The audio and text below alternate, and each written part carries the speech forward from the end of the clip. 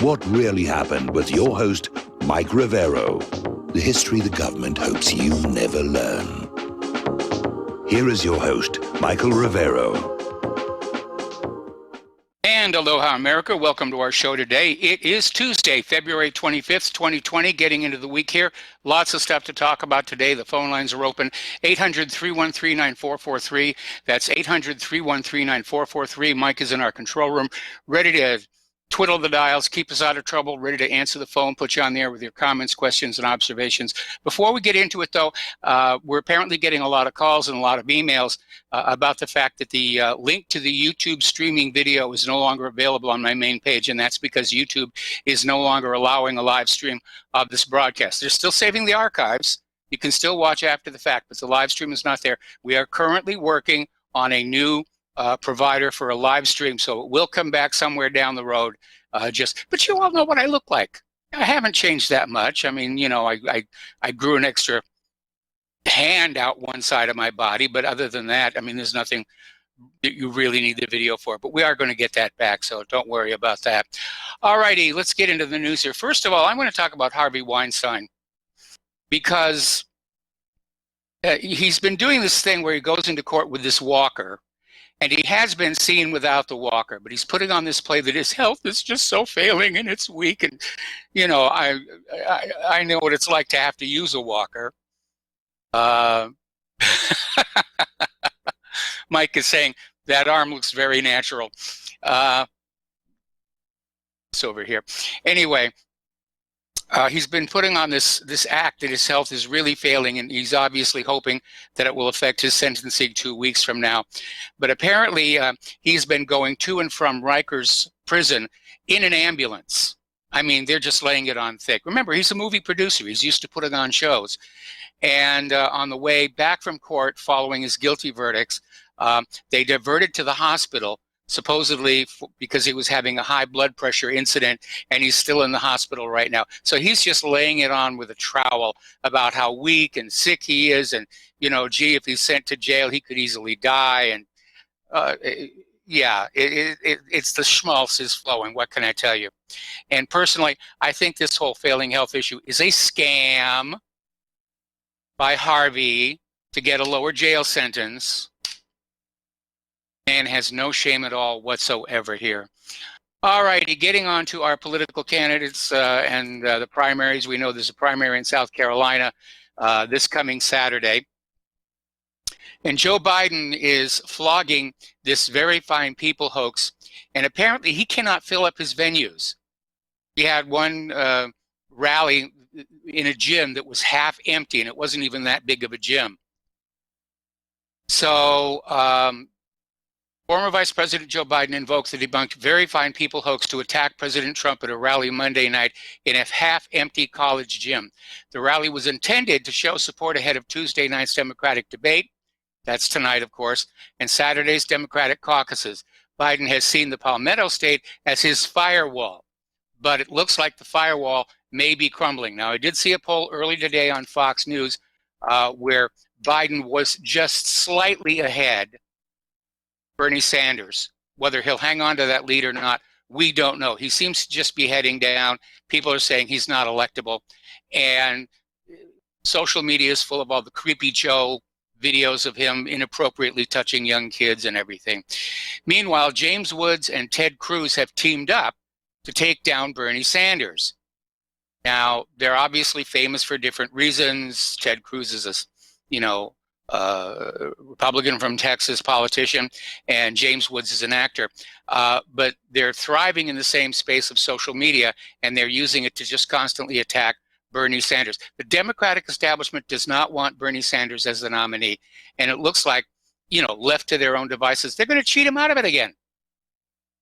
They're going to cheat him out of it again like they did in 2016. Judge Judy is out there sounding a warning to supporters of Senator Bernie Sanders to step off, saying, I'll fight them to the death. Getting really, really serious. All right, Judy, well, conservatives have got all the guns. What can I tell you? Meanwhile, the Democratic Party is deploying the Russian meddling smear against Sanders. Remember, it was only a week and a half ago, they said the Russians are interfering in the election to help Donald Trump. And now they've shifted gears. Hope they didn't knock a few teeth off those transmission gears. Say, no, it's Bernie Sanders. The Russians want Bernie Sanders to win, which makes sense given that he's a socialist. But again, no evidence whatsoever. And so they're out there trying to fan the anti-Sanders hysteria, and they're using the New York Times, the Washington Post, CNN, and MSNBC. And it's all these fabricated allegations that Russia is interfering in the 2020 elections. Well, I guess the thinking in Washington, D.C. is, well, heck, we mess with other people's elections all the time. They've done it at least 80 times since the end of World War II. So, yes, of course, people are going to be trying to meddle in our elections. I mean, back in 2016, Russia bought a whole $4,000 worth of ads on social media, most of which didn't have anything to do with the election. All right, we're going to do a shout out now to our on-air affiliates who are just now rejoining our network. And they're really out there. I mean, they hate Bernie Sanders almost as much as they hate Donald Trump. And they're out there just saying all of these nonsensical things about him. Let's see, Rahm Emanuel said Putin and Trump are picking their opponent. Joe Biden is out there saying the Russians don't want me to be the nominee. He said this on CBS News Face the Nation. James Carville is saying, right now it's about 1:15 Moscow time. This thing is going very well for Vladimir Putin. I promise you, he's probably staying up watching this right now. How you doing, Vlad? Putin has got much better things to do than admire James Carville. MSNBC's Joy Reid regarding the tremendous enthusiasm of Bernie voters. Democrats need to sober up and figure out what the heck they're going to do about that. And then finally, you have the Democratic House Majority Whip, Jim Clyburn. If you know how well we did the last time and look at the congressional districts, these are not liberal or progressive districts. These are moderate and conservative districts that we did well in. And in those districts, it's going to be tough to hold on to these jobs if you have to make the case for accepting a self-proclaimed democratic socialist. So they're really hitting on that thing. But you know something? Harry Truman was a self-described democratic socialist. And they're trying to use it as a scare word to scare people off of supporting Bernie Sanders. Harry Truman wrote, this is directly verbatim from Harry Truman himself, socialism is a scare word they've hurled at every advance the people have made in the last 20 years. Socialism is what they call public power. Socialism is what they call social security. Socialism is what they called farm price supports. Socialism is what they called bank deposit insurance. Socialism is what they called the growth of free and independent labor organizations. Socialism is their name for almost anything that helps the people. That's from Harry Truman here. Well, a few days ago, Chris Matthews made this comment that Bernie Sanders' win in Nevada could be compared to the Nazi invasion of France. This prompted a huge backlash. People were calling for his resignation. So as of today, Chris Matthews issued an on-air apology, actually last night, to Bernie Sanders for trying to compare his victory to the Nazi invasion of France in 1940. See, when the people do speak up, things happen.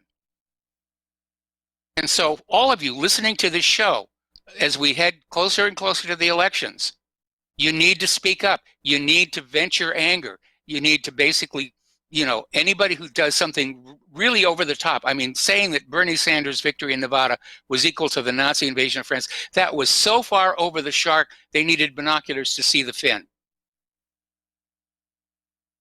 And you got to make a noise about that kind of thing.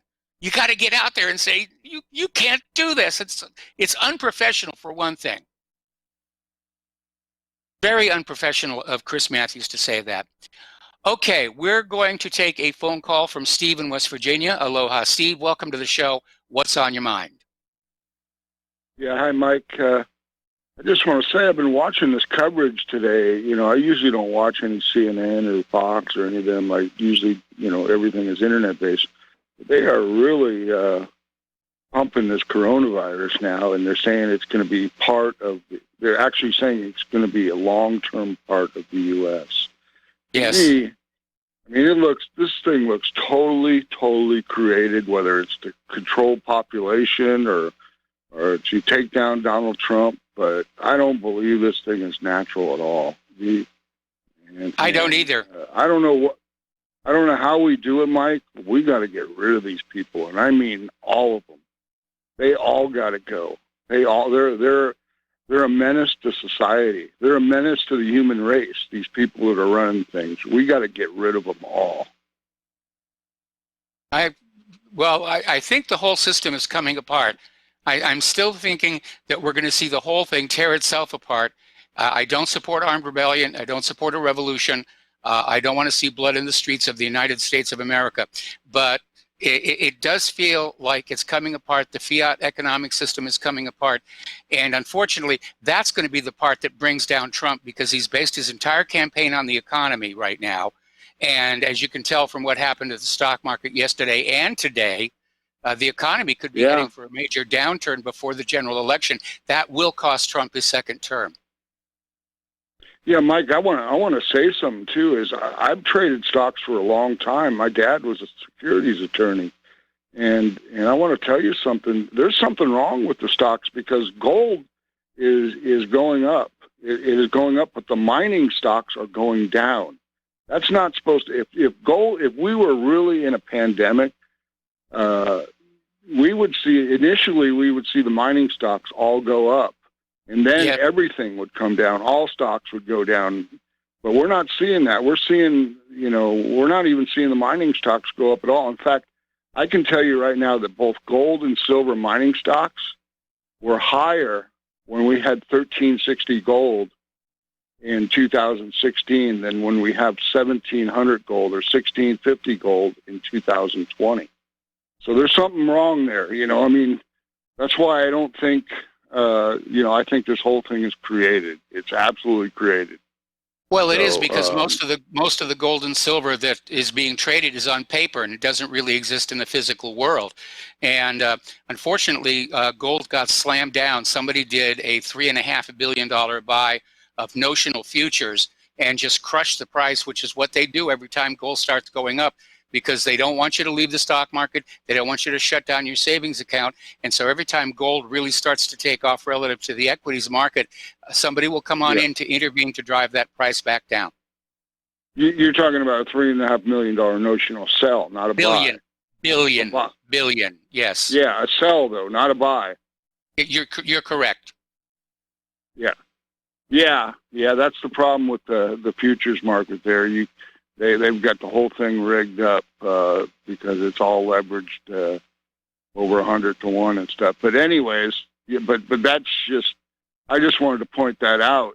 If anybody can look at it yesterday, you can go look when gold was skyrocketing in pre-market yesterday. All the mining stocks were going down. As soon as the market opened up, the mining stocks all dropped. You look at AYU, you look at Kinross, you look at Anico Eagle, all of them, they're all going down, and it doesn't really happen like that.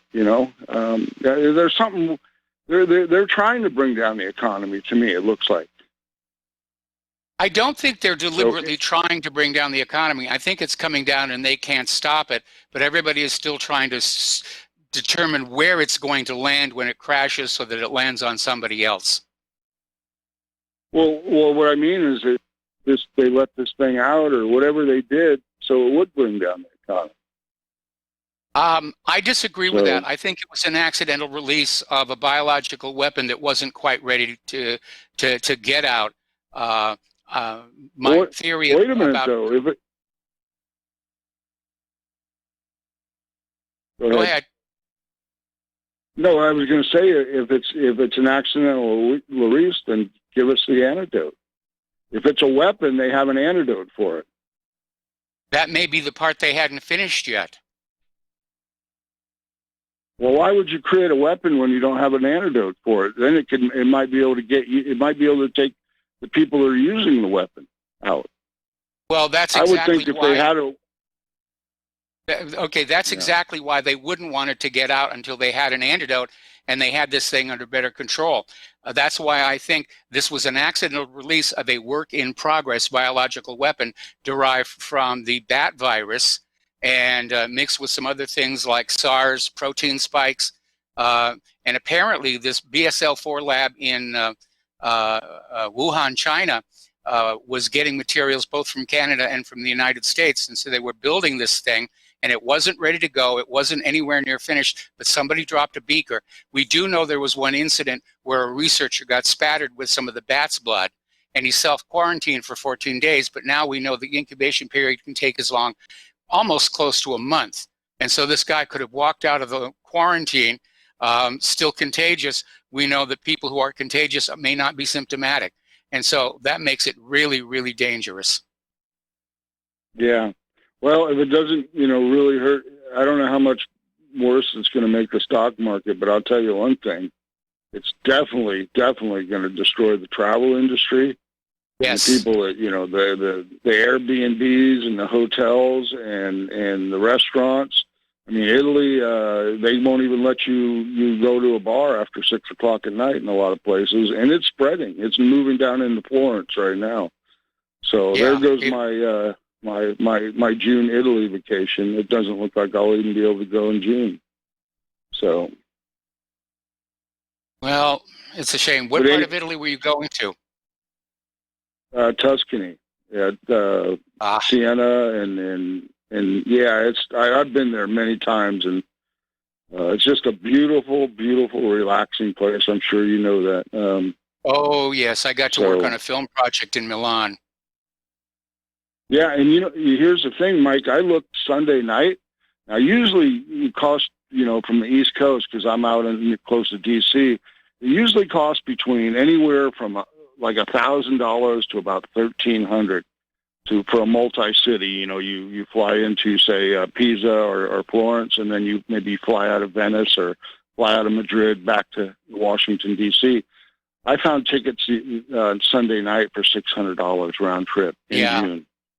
Yeah, on Delta, and Delta is a premium airline. So things are coming down in price, but it may not matter because we may not be able to go at all. So.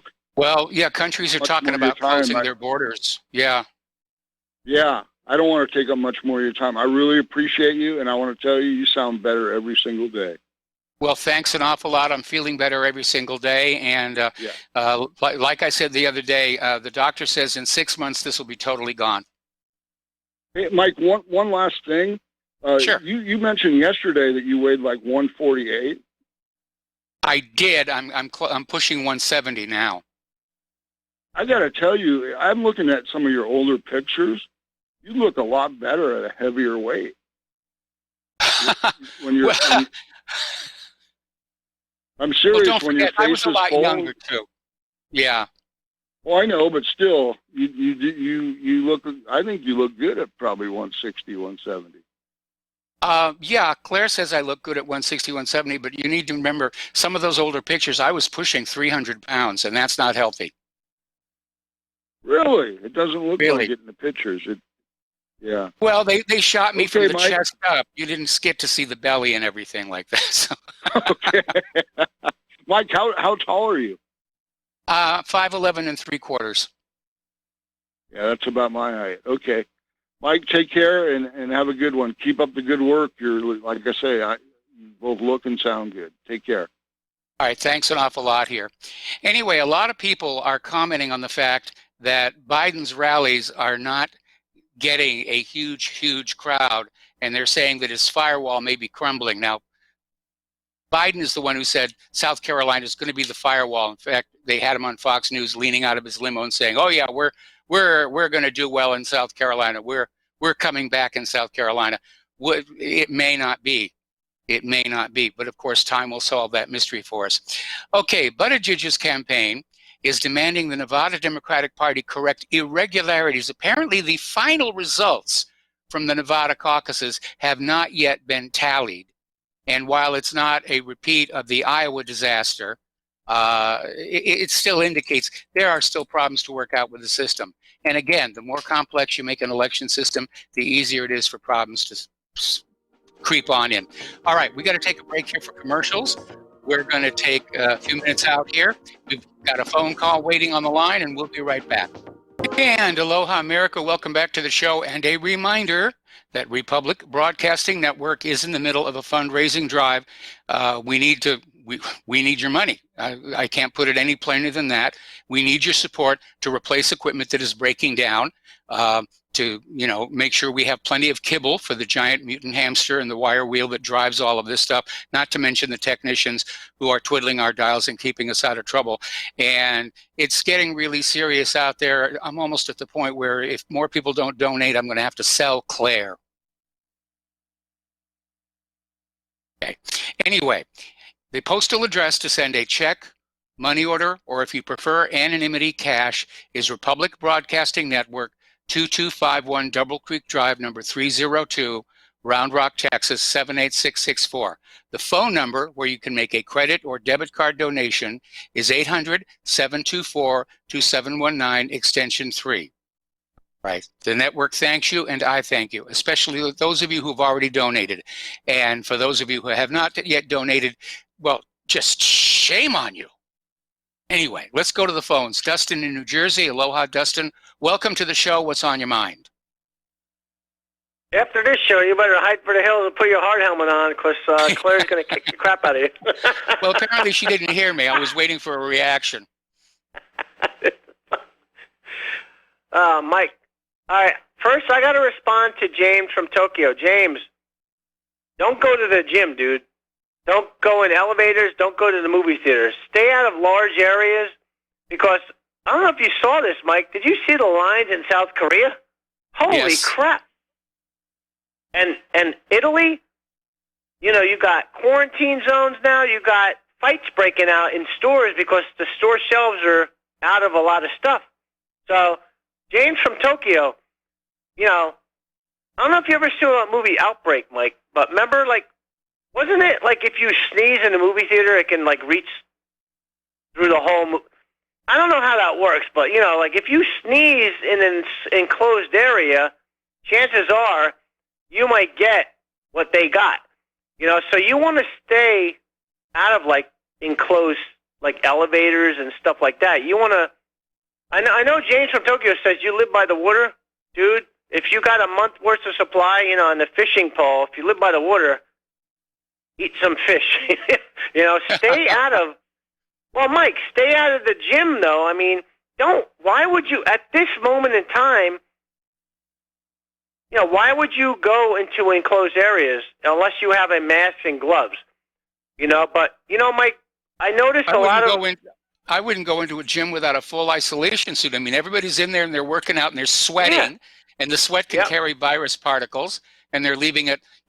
What are they trying to do? Sanitize all those machines? Every time somebody changes? No, they don't do that.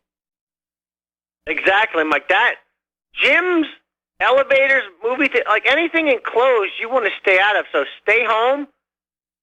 Be happy what you got. Till this blows over, because it's spreading. I didn't think it was gonna, but it is spreading, and I know your last caller says it could be orchestrated. I don't know. I mean, at this moment, like I said yesterday, at this moment in time in our history, the world, maybe our fiat system is coming to an end. Maybe this is their plan. I mean, I don't know. I'm just theorizing, but it's just at this moment in time, it's bizarre how this is going on, and isn't it crazy that the Wilbur Ross guy?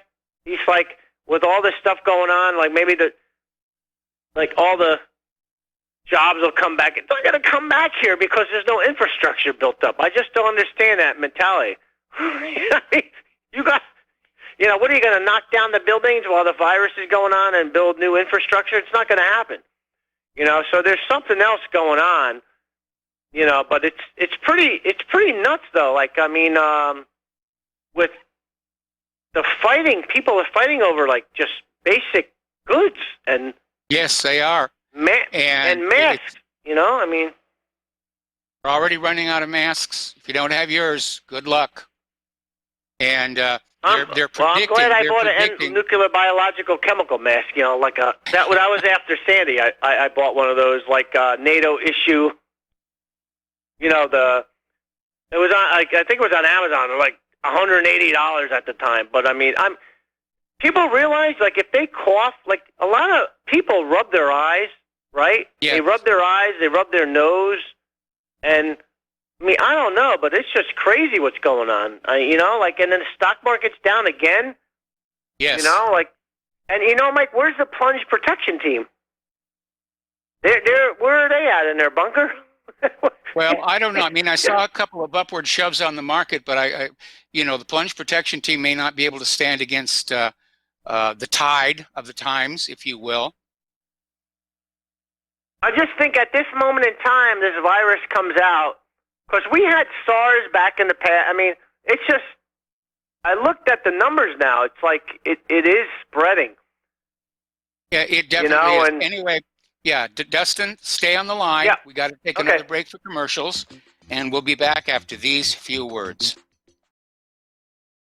And aloha, America. Welcome back to our show. We're talking with Dustin in New Jersey. We're talking about COVID-19, the coronavirus, and trying to figure out what exactly is going on, because, you know, we're getting so little hard information with which to make informed choices here. And apparently Johns Hopkins has now put their little interactive map of where the infections are. That's now behind a password, which Johns Hopkins is not going to hand out to just anybody. So we're literally being walled up. Whatever they know, they don't want us to know. Yeah, Mike, did you hear about some doctor in South Korea? Like one of the heads of he like committed suicide. At this moment in time, yeah, at this moment in time in history, why would he do that? You know, like why? What's going on? What does he know that we don't? But we saw all those long lines in South Korea. It was like 1.5 miles long line. And you saw fights breaking out in Italy, like I said, at certain stores, fighting over goods. You know, I don't know, food, mass, I don't know. But, I mean, there is, you know, Mike, you know what's scary? How this shows you how things break down so quick, right? I mean, how you can have a modern society, but people revert back to like being animals because, you know, they don't want to die. Said that the difference between civilization and the Stone Age is only 7 days. Isn't that crazy? It is. It's crazy. Like Black Friday. You know, Italy's looking like Black Friday shopping mall fever. Yeah, when people step over each other to get a cheap TV, but that TV is a piece of garbage that they can probably pick up a better version a couple months later. Yeah, they'll walk over each other. Yeah, it's a pretty sad state of affairs with human nature. But Mike, before I let you go, I'm gonna talk about when Trump went to India, right? Yes. And all these photos were sent out and all this. He had $3 billion for a military package, right? Because, you know, India buys more weapons. Well, they buy majority of weapons from Russia. But this is what it's all about. I mean, I still go back, like, Trump's not what we think he is. You know, because if you looked with Saudi Arabia, all the weapons that he was happy with, I mean, my God, Mike, I mean, I mean, Bernie Sanders is like a weak person because he doesn't speak out against the same people that he's going along with when they're using Russia collusion against him, but he goes along with it, which is another topic, you know, because he's a fraud too. But I mean, like, what's more important to people? Like, your I mean, you want infrastructure or some kind of basic health care? I'm not talking about surgeries. Maybe that can stay with insurance companies competing with each other. That's capitalism, right? But basic health care. But I mean, Mike, you got what? Raytheon, Lockheed Martin, Boeing. I mean, they all build like weapons, and that's all we're all about now, because this country's militaristic. It's you know, and it's just a shame how American people are. I'm not saying everybody's okay with it, but it's just we go along with it. Nobody likes. I mean, I know your listeners speak out and I speak out, but I mean, it's just either most Americans are just ignorant, man. I mean, or just human beings in general. It's just like, come on, man. Like, I mean, you know, I mean, you're more. I mean, what's more important, like a Raytheon missile or like you getting sick? You know, like what's, I mean, you know what I mean? Or your family, taking care of your family. Like, what's going on now with the virus? Like, who the hell cares about Raytheon? You know? Come I on, agree. people. I absolutely agree. Right? And that's all I got to say, Mike. Have a good show. All right, thanks an awful lot, Dustin. We're going to let you go here and switch over to James in Tokyo. Ohio gozaimasu. James, what's on your mind today? Yeah, hey, Mike, I got to respond to the fake news American basher, Dustin from New Jersey. Hey, Dustin, you got to take an extendivite and calm down. I said yesterday that I will not go to gym where there are hundreds of people a day touching all the equipment, and because I am scared and stressed out about getting the virus. I also mentioned yesterday that I was ordering some weights and a jump rope, and I'll be working out in the park. So, Dustin, stop the fake news, man. And that's about all I have to say. I just wanted to respond to that point. I mean, that's kind of insulting to me that he would even say that when I did not say it. So re-listen to that show and see what I said, Dustin. And that's all I got to say, Mike, and keep up the good work, and hope you're doing well. Have a good day. All right, thanks an awful lot. We're going to let you go here, and we will be talking extensively about the coronavirus a little bit later in the program. But first, we're going to finish our domestic political segment, if you will. Now, Representative Ilhan Omar shared a list of things that all began with "I am" this weekend. I am a hijabi, I am this, I am that, going down basically the pantheon of liberal objectives, goals, agendas, and so forth. But Ted Cruz was quick to point out she did not include the phrase, "I am American." And of course, that has fired up the Twitterati, if you will. And Omar posted the tweet on Sunday, was trying to draw a reaction by listing a handful of things she thinks conservatives oppose about her. And in doing so, the Minnesota Democrat accidentally revealed that she does, in fact, use race and religion as a means to divide and demonize her critics. Okay, right now, there is a hearing taking place in the Roger Stone case, the motion for the new trial. It supposedly started at 2 p.m. Eastern time today, and we are still waiting to hear what the result of that is going to be. The fact that it's dragging on for a very, very long time, I think, works in the favor of Roger Stone. There's a lot of arguments are being presented, specifically about this jury foreperson who came into the case with a bias, very obvious bias based on her social media posts. They're still not naming who this foreperson is, and apparently she is being interviewed as part of this hearing, audio only. They're trying to protect her identity, which I can understand why. But the fact of the matter is, she lied to the court. During jury selection, she said, "I have no bias or interest in the case," and obviously she did. So that's where that is right now. Now, speaking of hearings, Julius Assange's extradition hearing is underway and opened with a scathing condemnation by corporate media, who understands that if they succeed in getting Assange back to the United States and he's thrown in jail for 175 years, last 100 of which would probably be very smelly, that it threatens those members of the corporate media who are still trying to do the right job and report on the wrongdoings of the government, that they could face serious, serious problem. Now, the US government has already admitted that nobody was harmed by the release of that war crimes footage that was leaked by Manning. And there are no known cases of anyone being harmed by the publications. Now, that is going to weaken their case for extradition tremendously, because all along, the whole idea of going after Assange and bringing him back to the US to charge him with espionage is that people would be hurt by the release of this information. And now the US government is saying, well, in point of fact, nobody really was.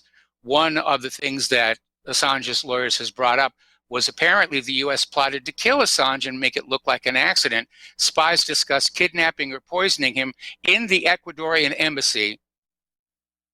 And they were going to use shady Spanish private detectives. after he leaked 250,000 top secret documents online. So the WikiLeaks founder's human rights barrister, Edward Fitzgerald, who's previously represented Moore's murderer Myra Hindley and the hate preacher Abu Hamza, said an attack inside London's Equatorial Assembly would have looked like an accident had it gone forward, and had it been discovered. That, of course, would have been a violation of the Ecuadorian national sovereignty. Apparently, there was a private security firm in Spain acting on behalf of the U.S. authorities, was involved in intrusive and sophisticated surveillance of his client, but were outed by a mysterious Iberian whistleblower known only as Witness 2. So, now, a little while ago, we reported on Philip Haney, who was a whistleblower on the Department of Homeland Security, was found dead, and the initial reports were saying suicide, suicide, suicide, even though he was shot in the chest, which is not how men commit suicide with a gun. They tend to go for the head. Apparently, the Amador County Sheriff is out there saying the investigation is ongoing and there is no conclusion of suicide at this time. Starting to look at it as a homicide. Now, President Trump has been responding to comments made publicly by Justices Sotomayor and Ginsburg. And you need to understand, judges are supposed to be impartial. They're supposed to be blind to the case. You know, you've seen the statue representing justice, the blindfolded lady with the scales and the sword. Okay, that's the way they're supposed to be. But our judges are very politicized, and none are more politicized toward the left than Sotomayor and Ginsburg. And so Trump is out there basically saying that basically he was responding to a scathing dissent by Sotomayor that accused the conservative majority justices on the Supreme Court of being biased in favor of the Trump administration. So Trump has called on Sotomayor and her fellow Trump-hating Justice Ruth Bader Ginsburg to recuse themselves from cases involving or relating to him. They're probably not going to do that. They see themselves as the last bulwark of liberalism against the encroaching, oh, horror, conservative Supreme Court. Okay. A positive development. Bob Iger just stepped down as the CEO of Disney.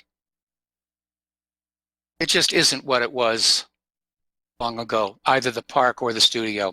All righty. Now, speaking of losing your job, AOC, Alexandria Ocasio-Cortez, is about to lose her job, or she may be about to lose her job, because as you know, we're having a census this year, and the purpose of the census is to redraw all the congressional districts, and there is talk now that the Democrats may simply gerrymander her district out of existence, at which point they'd hand her her suitcase and her hat and say, go on home. Okay, 3 years ago, a FISA report confirmed that the Obama administration was sending FISA-obtained information on Americans to non-governmental agencies, non-governmental entities, rather. And we don't know whose data was sent to what companies. Now, this report came out in April of 2017 from the FISA court, had no publicity at all until nearly a year after it was released to the public. The report covered results of an investigation or audit into FISA searches made by Obama's NSA, FBI, and DOJ during Obama's time in office. Okay, let's see. Yeah, all right. Got a bunch of email coming in. So anyway, intelligence officials are trying to sow this discord by stoking fear of Russian election meddling. And what they're out there saying is that the Russians are going to help Trump win re-election. And the reason they're pushing for Bernie Sanders to be the Democratic nominee is they know Trump can beat him. This is sort of a replay of Nixon, where his dirty trick squad arranged it for George McGovern to be the Democratic nominee so that Nixon could just steamroller over him. But again, there is zero evidence being presented to support any of this. So last Thursday, the New York Times ran the story, lawmakers are warned that Russia is meddling to re-elect Trump. They can't even get creative. They can't even come up with new lies. They're just recycling the old lies. Well, being economical, repurposing their propaganda. Glenn Greenwald, who's the co-founding editor of The Intercept, has said that interference in the presidential election from the U.S. intelligence community is far more threatening to the nation's democracy than any potential Russian interference or interference from anybody else for that matter. And we do know that the intelligence community meddles with our elections. They've been caught doing it many, many, many times, especially in 2016.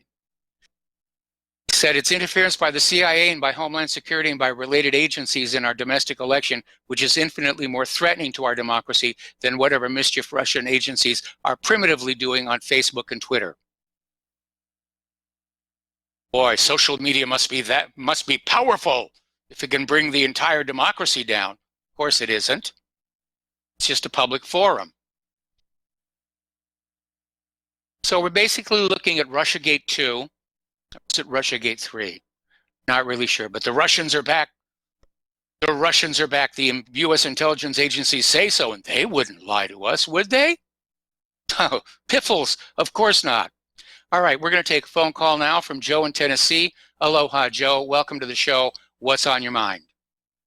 Well, I got to give Sotomayor credit. I mean, one of the institutions that Trump hasn't really called attention to, what disgraces they are, I guess you could say, has been the Supreme Court.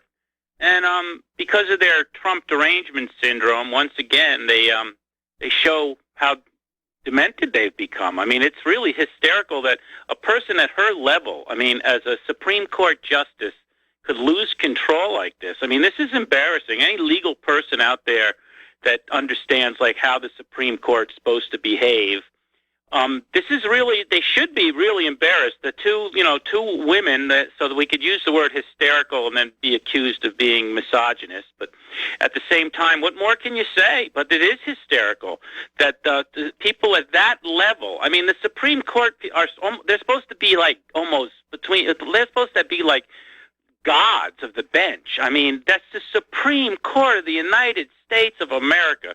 In the judicial system, that's the peak. You can't get higher than that.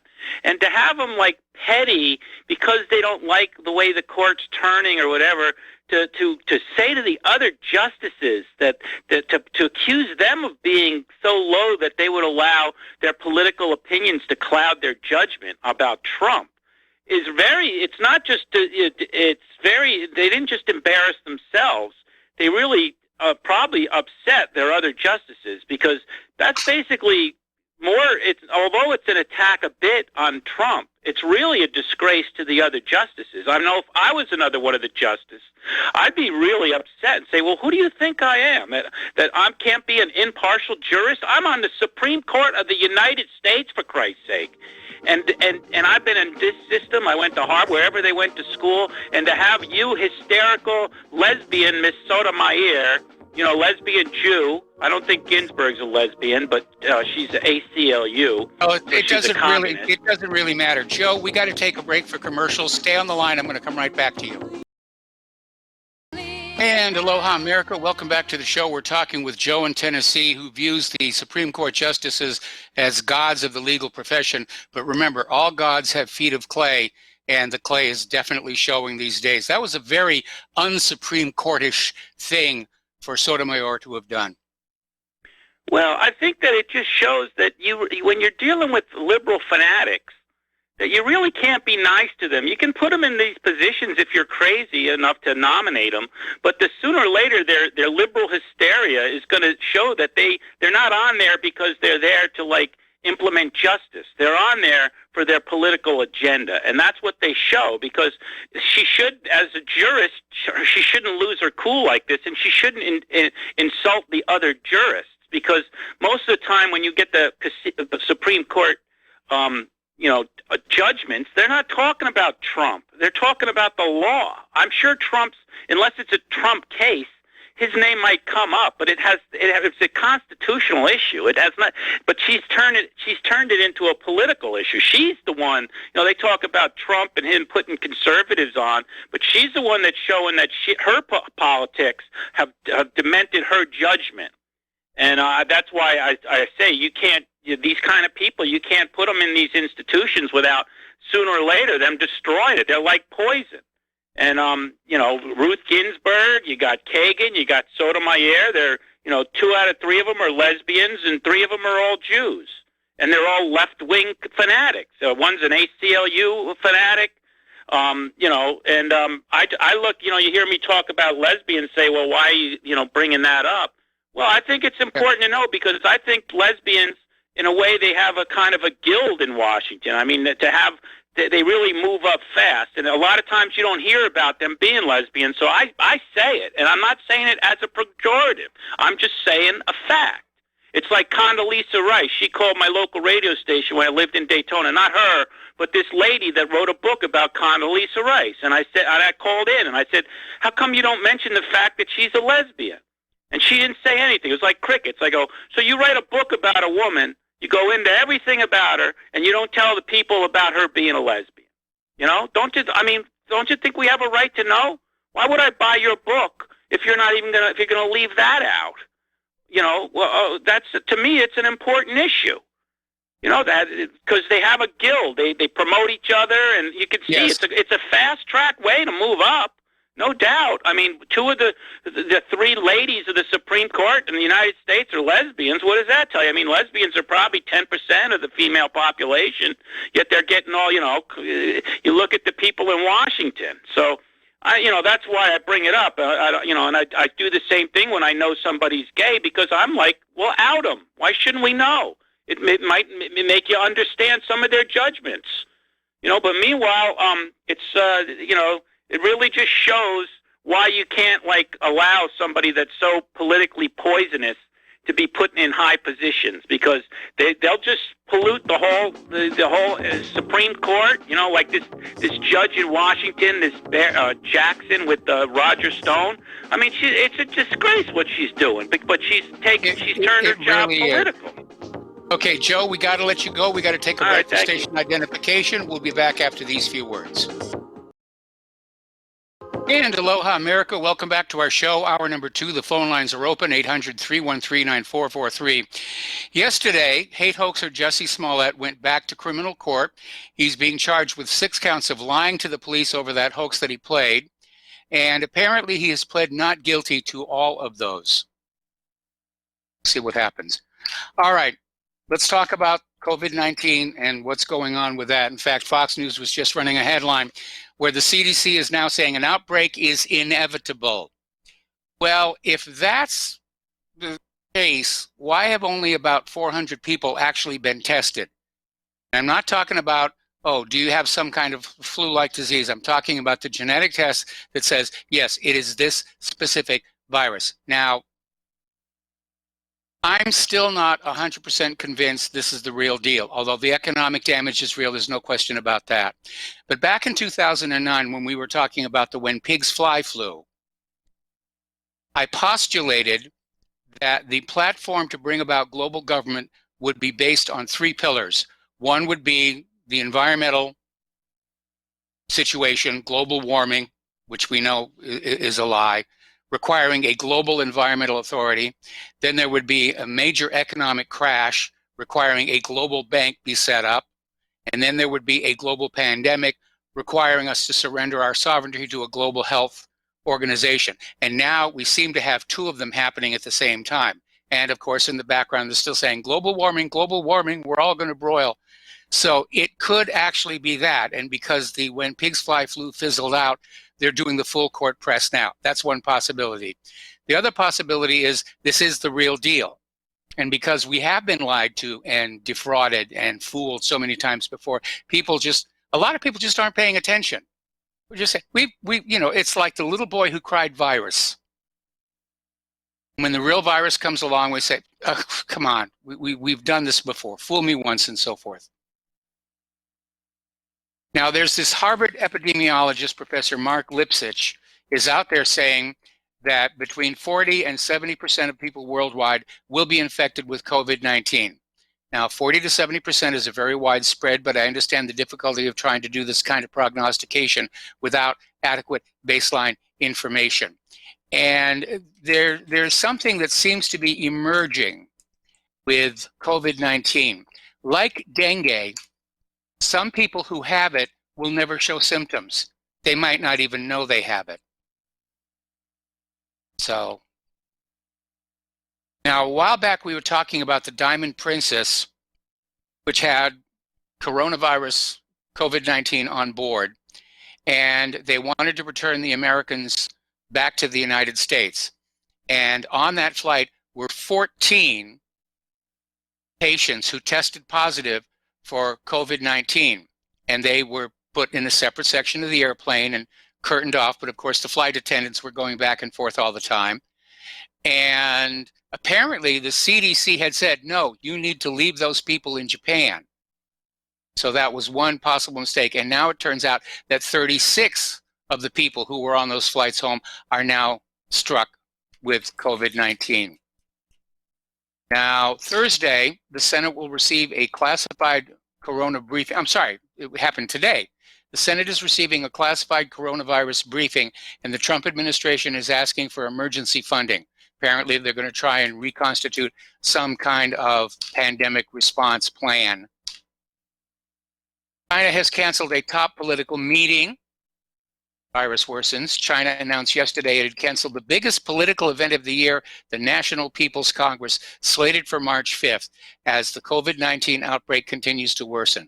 The cancellation suggests the outbreak continues to worsen, with more than 77,000 confirmed cases and nearly 2,500 deaths across mainland China. As is suspected, the numbers may be much higher. Everybody's lying about this, one way or the other. It's no big deal. It's the end of the world. And here's something that's very alarming. One of the Korean Air cabin crew has tested positive for COVID-19. If those cabin crews are carrying it, then every flight on that aircraft with that cabin crew is at risk. Austria and Croatia report their first cases. Tenerife has quarantined an entire hotel. And of course, we all know that coronavirus is rampaging through Italy right now. Okay, 8,000 Californians are under self-imposed quarantine. South Korea has locked down an entire city of 2.5 million people. And the Democratic Party spokesman Hong Ik-pyo explained a blockade is being considered by the government, and we're considering using some administrative power in areas such as movement. Locals have called this a strategy to enforce the maximum containment policy. In other words, a full lockdown of a city of 2.5 million people. This is the fourth largest city in the entire country. Now, there's an article out here. This came from Zero Hedge. Most Americans are not taking the COVID-19 outbreak seriously, and that is potentially very dangerous. Well, as I mentioned before, we got lied to. We got lied to about the when pigs fly flu. We got lied to about SARS. We got lied to about MERS. We got lied to about the Kung flu. And we're blasé. The shock value just isn't there. And we don't want to be made fools of another time. But they're out there saying, you know, that this could be 20 times more lethal than the flu. Actually, it looks to be about 18% is the lethality rate. All righty, let's see. Okay, officials fear a global outbreak of COVID-19.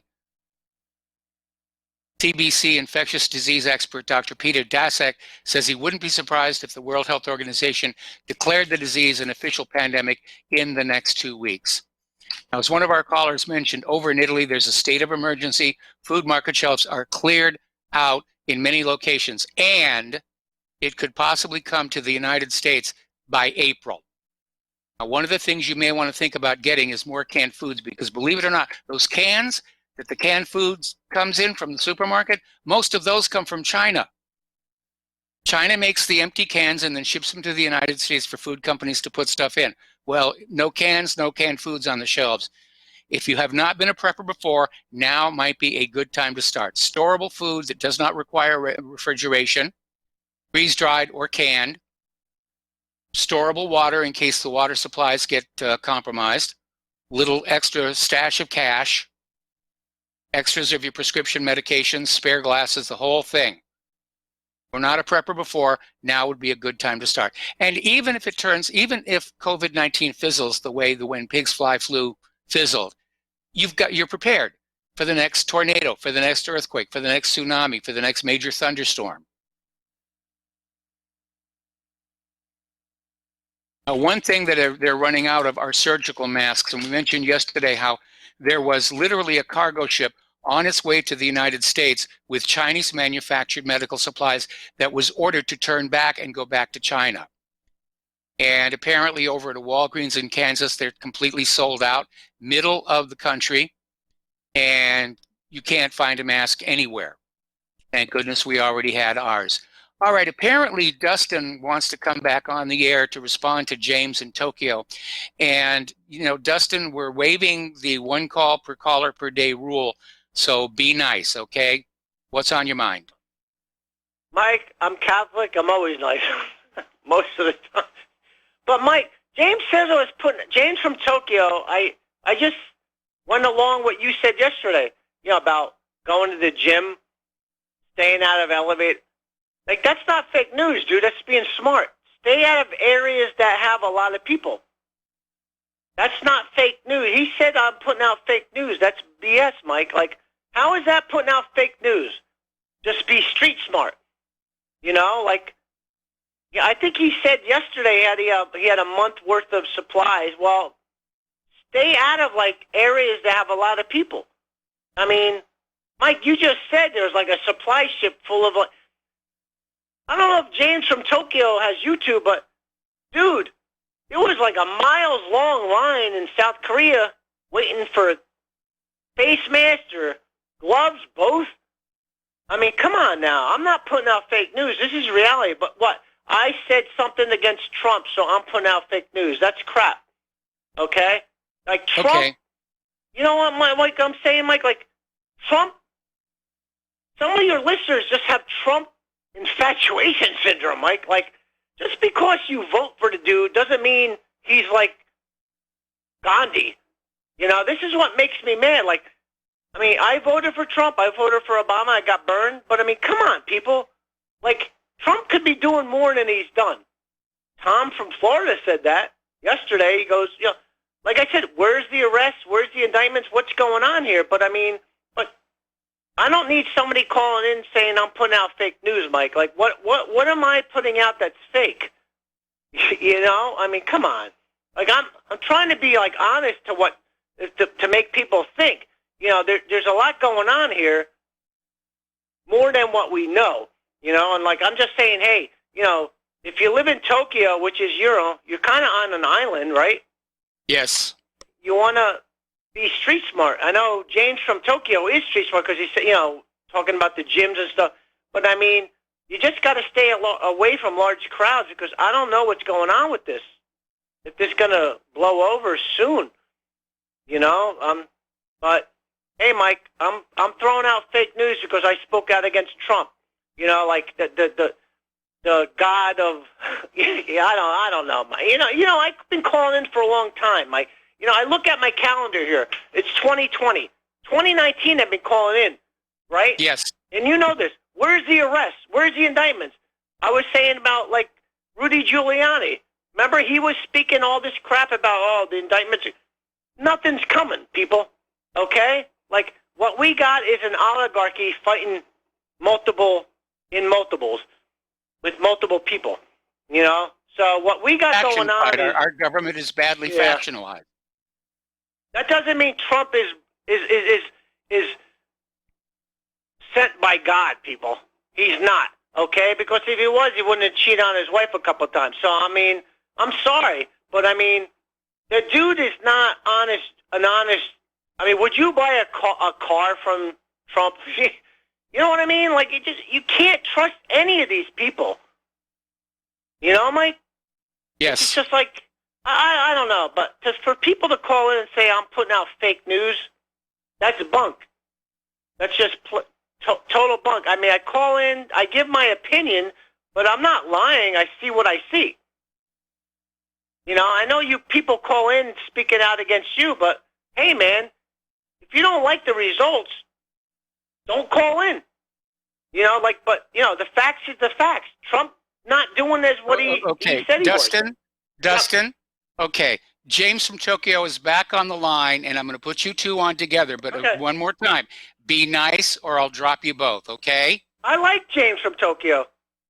Hey, Dustin, I like you a little bit, but let me tell you something. What you said was that I wasn't so smart because I'm going to gym where a lot of people, hundreds of people, are working out.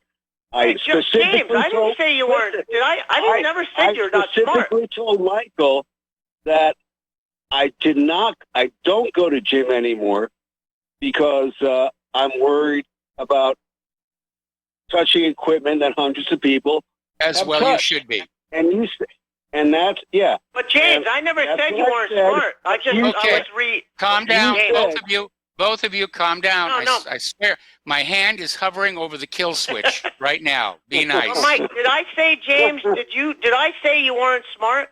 I'm regurgitating what you said yesterday. You don't go to gyms, stay out of movie theaters, elevators, and just a lot of people in there. I'm actually worried about you, dude. Like, because you're on an island. One at a time. One at a time. One at a time. Justin, you said, listen to what you said to Mike before. You said, I don't know why James is going to gym where all these people are working out. And I was like, wow, why are you saying something totally opposite of what I said? So listen to your own words. I'm sorry if I James, I'm sorry if I didn't say that correctly, but because I'm worried about you, because you're in an area that you really can't get out of because you're on an island. Like, South Korea's in trouble right now. But you changed the story. You're just changing the story. You said that I'm not changing the story, but I'm apologizing if I made a mistake. Time out. Now, first of all, James did say he was staying out of the gyms as well. He should. Okay. And gentlemen, I'm going to let you two go because I keep getting emails every time I let Dustin and somebody else get at it. I get emails saying, "Why are you wasting our time?" So, thank you both, gentlemen. We're going to let you go and get on back to some news and some calmer, more collected phone calls here. All right, now out in Hawaii, Senator Brian Schatz is out there saying that CDC test kits might not be ready for Hawaii until mid-March. That's going to be making everybody a little bit nervous there. I actually was trading emails with somebody that I know back on Oahu was saying, well, thank goodness COVID-19 isn't here on Oahu. And my response to that is, how would you know? All right, we're going to take another phone call. Sebastian in Sweden. I hope you're going to be a lot calmer. What's on your mind? Yeah, I'm pretty cool tonight. Anyway, I was going to tell you that there's an app, at least for Android, saying exactly the countries and the people that have the virus, and also the number of deaths today and formerly before. Like in China, there were 72 deaths today from the virus, and it brings the total up to 2,664. And it goes all the way down the list to every country, even America. I think you guys have 13 or something, or 50-something, 57. 57 confirmed cases, but they're not testing people. Yeah, cases, but I know. You don't have any deaths. It's only confirmed cases. Like we have in Sweden, they have one. And it gives you all the countries and the number that came on recently today. And there's quite many in South Korea and China, of course. And also Italy. Italy has 323 and 11 deaths from the virus. So it's pretty bad. If it comes to Italy, it could go through it'll be all over Europe if the migrants come through that area. But I think they have it under control now. I think the police are blockading cars from getting in the area, as far as I know.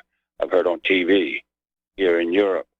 So, but it is the app, and it's, and I'm sure they have it for Apple as well. It's called Coronavirus, COVID-19, and it has a guy with a mask, a face mask on, and a world globe in the background, and it's completely red. if anyone wants to, try to download it. I'm definitely going to be getting that one if I can find it out there. By the way, we had just had somebody email me saying that 18% lethality rate for the COVID-19 is approximately equal to the lethality rate of the Spanish influenza from 1918. So. Oh, that doesn't sound good. No, that definitely it's double plus on good. I'm going out tomorrow and buying food, canned food, like you suggested, and cat food for my cats. But also, I'll try to get bunkered down here. But I'm living in the country. I'm not living in a big city like Stockholm. I'm sure it's going to be much worse there, Stockholm, Gothenburg. And the hospitals here, the government's been lying. They're not prepared for this sort of thing because they've been cutting back on the in the hospitals and the health care because of all the money they needed for the foreigners coming into the country. Yeah. So it's a bad situation here in Sweden, actually. Okay, you take care, Mike, and have a nice show. All right, thanks an awful lot. We're going to switch over to Peter in Los Angeles. Aloha, Peter. Welcome to the show. What's on your mind? Mike, I read yesterday that the Chinese have been saying all along that the lethality rate was like 2.5%. But the Iranians, and this has hit Iran pretty hard apparently, are saying 18. So that's of course we can't trust a thing that anybody says. But the point I want to make is nobody is sure, and we probably will never know this, just like we never really knew what happened with the Spanish flu in 1918. But if this was engineered, and it looks to me like this was engineered in some way, whether it escaped or it was done on purpose. Peter, going to put you on hold. Don't hang up. I'm going to come right back to you after these few words. And aloha, America. Welcome back to the show. Here we're talking with Peter in Los Angeles. And Peter, we're talking about, is this an artificial construct? And I tend to think it is. I don't think it was a finished product. I think it was a work in progress. But somebody dropped a beaker or somebody walked out of that BSL-4 lab with this stuff all over their shoes. And that's really where this has come from. And that means it's unstable, it's unpredictable. And again, if in fact the lethality rate is what Iran says it is, 18%, that puts it smack in the middle of the range for the 1918 Spanish flu. Yeah, and Michael, I tend to believe this is artificially done, and I always suspect the worst with the government, any government, and our government in particular. But the point I want to make here is that whether it is artificially done, or if it was even purposely, maybe artificially done, but accidentally released, whatever. There's the time for that whole industry, the time for bioweapons and all this weapons design and weaponizing stuff. It's over. It's really over. It ought to be ended immediately. And if indeed this is ever proved that this was done with intent, every single one of these people should be hunted down and executed, like after having a trial, and hang them publicly. Every single one, every single scientist that willingly went along with this, and every single policymaker, every single person who may have executed this thing. But no matter what, the industry, like the nuclear industry, but this is even worse than the nuclear industry, frankly. Although it's tough to say that. No, it isn't. No, it isn't. It isn't because, with a nuclear bomb, boom, and it's all over. With a bioweapon that breaks free from containment, and it could be an extinction level event. That's right, exactly. And sure, Fukushima is slowly poisoning the entire Pacific Ocean, but at least it's slowly doing it, and maybe there's a way around it. But this kind of thing that can accidentally get loose or intentionally, and you add into that where they can attack genetically selected people and all that. It's that there's no way that whoever are the monsters that think this stuff up, they should be hunted down and taken out. Every goddamn one of them. If this is done with intent, Mike, this is awful. But even without that, the industry should be immediately ended. I agree, So and I've been saying it for a long time. You know, this genetic engineering is the most dangerous science we've ever played with, and it's being handled recklessly, and especially the idea that they're weaponizing this, you know, it's very scary. Now, interestingly enough, back in 2015, Nature, the magazine, put out an article expressing concern over this risky research of engineering bat viruses. yeah, and there's the whole thing with what's his name, Bill Gates, the thing that was going on in November. Is that the same thing, Mike? I don't think it's the same thing. I think a lot of people were, you know, out there screaming pandemic, pandemic. But I do think that this was an accidental release. But even if it was, the industry needs to be ended. But it's controlled by people like Bill Gates, who are for zero or even population reduction. All these billionaires who are Soros and all these people that have the resources to do something like this and are absolutely batshit crazy and well, you know, and have an agenda. You know, it's another argument that nobody should be allowed to have $1 billion. You know, like if you can't live nicely on $50 million, then too bad. But you know, you can't control governments and you can't wipe out species if the urge takes you. You know, because there's a whole lot of these billionaires who are really agenda-driven and absolutely crazy. Well, they think they think having that kind of money gives them a right to play with the planet like it's their own personal toy. We've seen George Soros doing that. Or they may be driven by the opposite situation where they're trying to justify the fact that they became billionaires by saying, well, I must go out and do something to make the world a better place. And unfortunately, what they decide to make the world a better place involves killing off a lot of people or, you know, causing tremendous damage to the environment. But we know, you know, Bill Gates, he just got all this money and now is out there pushing vaccines and pushing depopulation. And it may happen, you know, if this really is as bad as the Spanish flu was, then we are looking at a major population reduction over the next 5 years. Yeah, and Mike, there are plenty of billionaires out there who are already manipulating our government and our policy to kill millions in wars, maybe, in poverty and other ways. But these are the guys that are making everything happen. And it's got to be ended. We cannot have these megalomaniac Dr. Evils out there. No, we can't. Anyway, listen, Peter, I got to let you go. The phone lines are loading up, and we'll be right back after these few words. And aloha, America. Welcome back to our show. Now, Professor Francis Boyle, who's author of the U.S. Biowarfare Act, basically uncovered 4 separate studies which he claims confirms as smoking gun evidence the Wuhan coronavirus known as COVID-19 was in fact being weaponized. Now, we don't know for a fact that what is out there now infecting people is the weaponized version, but what he's uncovered indicates that somebody somewhere was weaponizing it.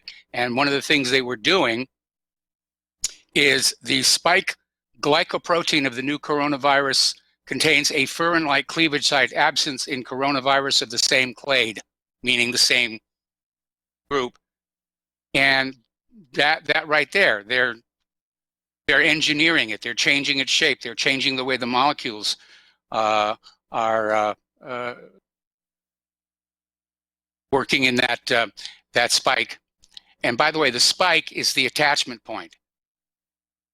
That spike is how the virus attacks a cell and starts the process of using that cell to reproduce more of itself. Let's see, study, SARS-like cluster of circulating bat coronavirus pose threat for human emergence. Another study, the angiostensin converting enzyme 2 proteins of different bat species confer variable susceptibility to SARS coronavirus entry. And then there was another study, this is from the Web Archive, possible origins of COVID-19.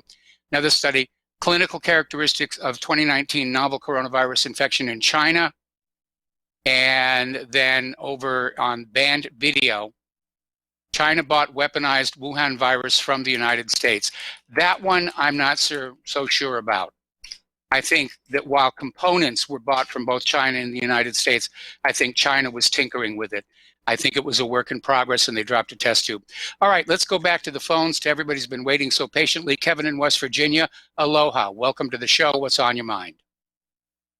I was going to mention some of the things that you just mentioned with Francis A. Boyle, but he also uncovered that they were working on this virus in North Carolina University, which also has a BSL-3 lab, and it was sold out of that BSL-3 lab out of North Carolina under the Obama administration in 2015.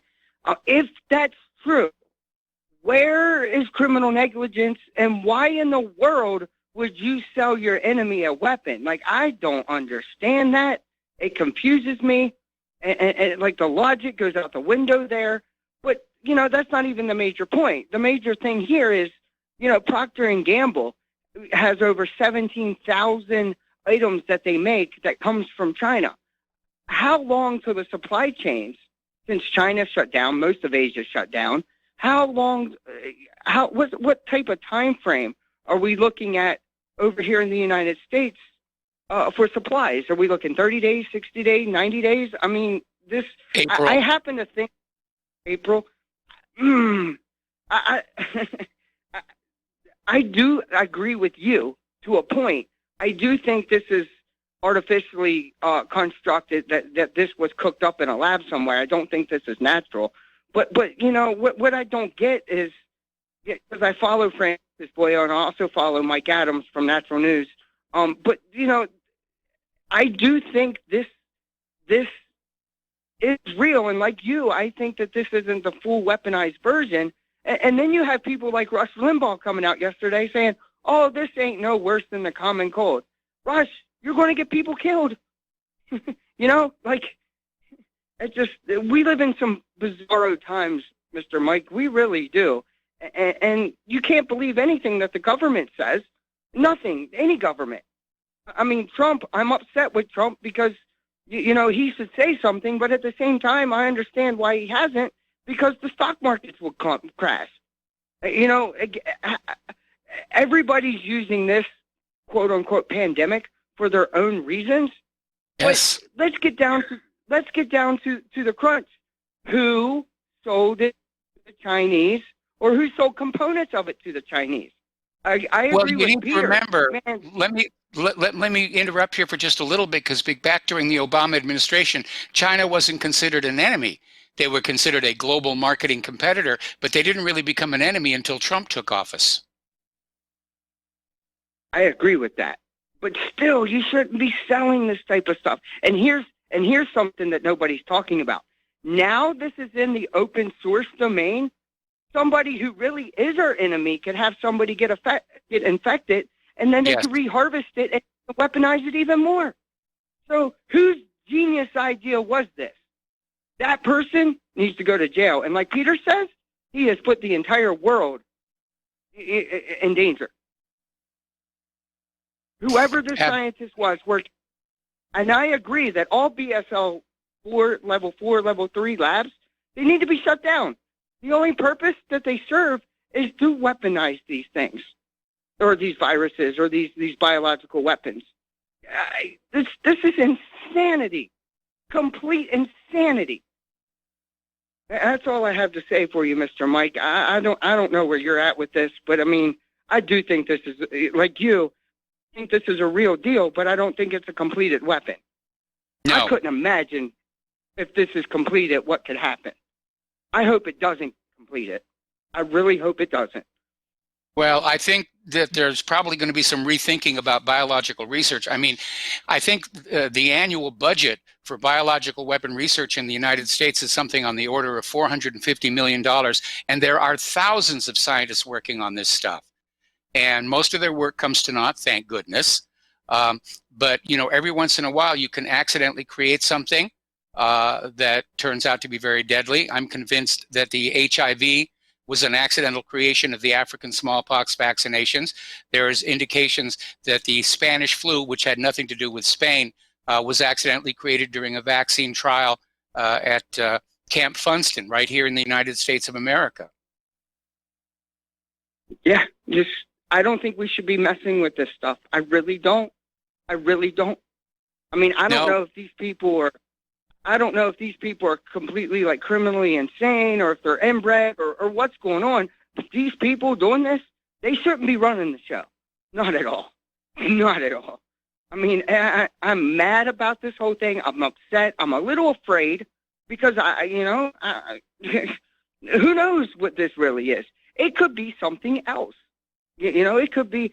I don't know if you heard in China they were spraying some type of like antiviral, and animals were just dropping over dead because of the antiviral thing they were spraying in the air. So, I mean, yes. who knows what it really is? I mean, all I have to say, if there's any scientists listening to you, stop playing God, please, before you wipe out the human species. Yeah. I mean, and again, what is really frustrating is we don't have reliable information. I still want to see a breakdown of the coronavirus cases by ethnicity, age, and pre-existing medical condition. That would give us information that we need to have. I mean, and you just brought up something highly important, the comorbidity of people having other problems, and then this on top of it. Their pre-existing health problems, could be the driving factor, and that just sets it over the edge. And here's one other thing. The CDC was going to send out test kits on the 3rd of February. They sent them out, and then they found out that their test kits are faulty. They're showing false positives and false negatives. And then they said they're going to send out other ones. Well, you know that that white powder that's in that test kit, that's coming from China. So how can we even? How do we even? You get my point? Like I don't even have words to say what I want to say. I mean, well, how do you trust it? One of the things I was joking with Claire the other day, because living where we live, we have to buy a lot of what we need over eBay, and a lot of it does come from China. And by the way, eBay now has a little banner on things that you've ordered from China saying may be delayed, and of course it comes in that blister pack. And you know how kids like to pop those little bubbles on the blister pack, but you need to remember that air came from China.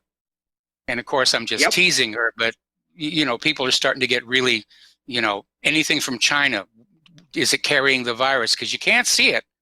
You absolutely cannot see it. Now, obviously, the virus is going to die during the long trip over from China to the U.S. mainland. And if the virus particle were completely exposed on a surface, yes, it would not survive very long. The oxygen in the atmosphere would destroy it, and ultraviolet light would destroy it. But the problem is when somebody's coughing or sneezing, the virus particles are coming out surrounded by a little bubble of phlegm, which is going to block both the oxygen and the UV. And so if that phlegm gets on a surface, it takes a while for it to evaporate. And so the virus particle could survive on a surface, for several hours. Yeah, I'm hearing that the virus can, or what I have read, the virus can live up to 9 days outside of a host. Really? I hadn't heard that one, but I'm not surprised about it. I mean, the possibility is this virus could mutate, change its protein code, which would allow it to survive in the atmosphere a lot longer. Exactly. I mean, and that's what, this is things I'm worried about. But that's all I have for you, Mr. Mike. Oh, and everybody, wear gloves. Look, who cares if you look like an idiot? Just protect yourself. I would rather look like an idiot than be sick. Yes. Absolutely. You're absolutely right. Okay, we're going to switch over to Glenn in Philadelphia. Aloha, Glenn. Welcome to the show. What's on your mind? Hello, Mike. We are missing out on a very important source of social commentary relative to this coronavirus thing. Where are John Cleese, Eric Idle, Graham Chapman, and Terry Jones when you need them? Absolutely. Yes, especially John Cleese. I mean, he's been out there on social media, and I wonder what, he's thinking about all this. I mean, this is a field day for those wanting to point out manipulation and deception, and incompetence. I mean, and not to mention, we're on this side of the pond, we need George Carlin, Sam Kinison, and Stephen Wright. Where are these guys? We could use a little levity right now in the middle of all this seriousness.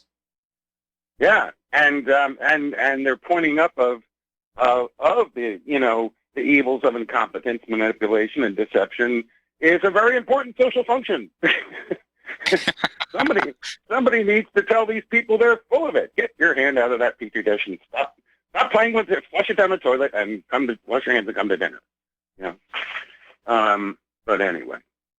Okay. So I think you know I'm an RN by profession, right? So yes. A couple things. Just a word about infection control, hand washing, gloves, and masks and stuff like that. This is one of those situations where the very thing you're trying to use can become a problem if you don't use it right. I see sometimes toll takers wearing same rubber gloves for hours on end. You don't want to do that. You know, make sure if you wear rubber gloves, use them for a specific purpose. Get them off and wash your hands. Don't dry your skin out. Don't crack your skin. You create portals of infection. If you wear a mask, you're going to get hot and sweaty. You're going to want to be wiping up around your eyes. Don't infect yourself through your eyes by fiddling around with your eyes because you're sweating because you're wearing a mask. Many hospitals are not using the antibacterial soaps because they can be too drying if they have alcohol and stuff like that in them. Okay, so they're using them with moisturizer. So it's imperative, yes, wash your hands, but don't dry out and crack your hands, because then you're creating a portal of infection. And don't touch your face. Yeah, watch the face. That's why in ORs you see the nurse mopping the brow of the surgeon, as he sweats. She's wearing sterile gloves. She's using a sterile gauze sponge to dry his face and stuff like that. You'll see that. So, yeah, yes. Don't go rubbing germs into your eyes. Yeah. Well, we're dealing with a virus. All right. Well, thanks an awful lot. No. I'm listening. What we're dealing with a virus? What? No, I said we're dealing with a virus, not a germ. A virus is a germ. A germ is a generic term referring to something microbial. Okay, it's germs or something, like microbe. Now, you can argue whether or not a virus is an organism. Okay, organisms are living creatures. Viruses do not have diploid DNA. They have only haploid DNA or RNA. So they're more like a weapon. They're more like a torpedo with an explosive cap and a propeller than they are an organism, a living creature. So they're just like these little weapons that go in, blow their way through the side of a cell wall, and implant themselves into the DNA strand, replication apparatus of the cell. And sometimes they do it with some of them are RNA and some of them are DNA. But again, it's not diploid DNA, which is what is required for for an organism like a bacterium, like a paramecium, or a human being with 46 chromosomes. So. Well, yeah, viruses cannot reproduce themselves. They must hijack another healthy cell to reproduce for them. Have you ever seen a micrograph of the T4 macrophage? I believe so, but it would have been in a long time ago in a textbook. It looks like a little lunar module. It's got the 4 legs out on the bottom with which it grabs onto its cell. Anyway, listen, thanks an awful lot for the phone call, and we're going to switch over to Tom in Florida. Aloha, Tom. Welcome to the show. What's on your mind? Good day to you, Michael. Aloha. Kevin was a real good call. All the callers we call your show are great Americans. Michael. What I want to talk about. What I want to talk about is the schmuck. Weinstein.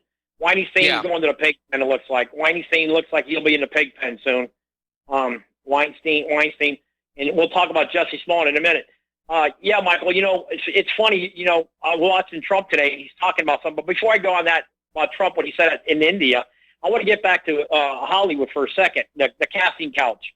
All these women are screaming all this crap now after all these years, but you know what? They all want fame and fortune, all these broads who are trying to get all this, being on the casting couch of Weinstein, and it goes on. Hollywood, like you said, it goes back to the 1920s or 1910s, whatever. It's utterly disgusting what goes on in that place. And it's funny. And I tell you, I'm going to tell you something about Corey Feldman in a minute. But before, I don't want to lose my train of thought because I want to go back to what Trump said today in India. Michael, did you hear what he was saying about the Ebola virus? No, I missed that. Okay, well, Trump was saying today that they're real close to getting a cure for Ebola, and they're trying to get on the cure for this thing. But he said they've been really studying this Ebola virus for the last 10 years, and they're really trying to. They're close maybe to getting a cure for that, or trying to fight off the Ebola because Ebola is ruthless. So okay, I thought that was really interesting. It depends on the strain of Ebola. Tom, I'm going to put you on hold. We're going to come right back to you after these words from our sponsors. And aloha, America. Welcome back to our show here. We're talking with Tom in Florida. We're talking about Hollywood. And we're talking about the fact, why would Weinstein feel that he needs to rape women or assault them? There are so many women in Hollywood who are just offering to give it away if they think you can help their career. In fact, there's a cruel joke that was making the rounds a few years ago about the Polish actress who wanted to be a star, so she slept with the writer. How's it going, Michael? How's it going? Hello? Yes, you're on the air.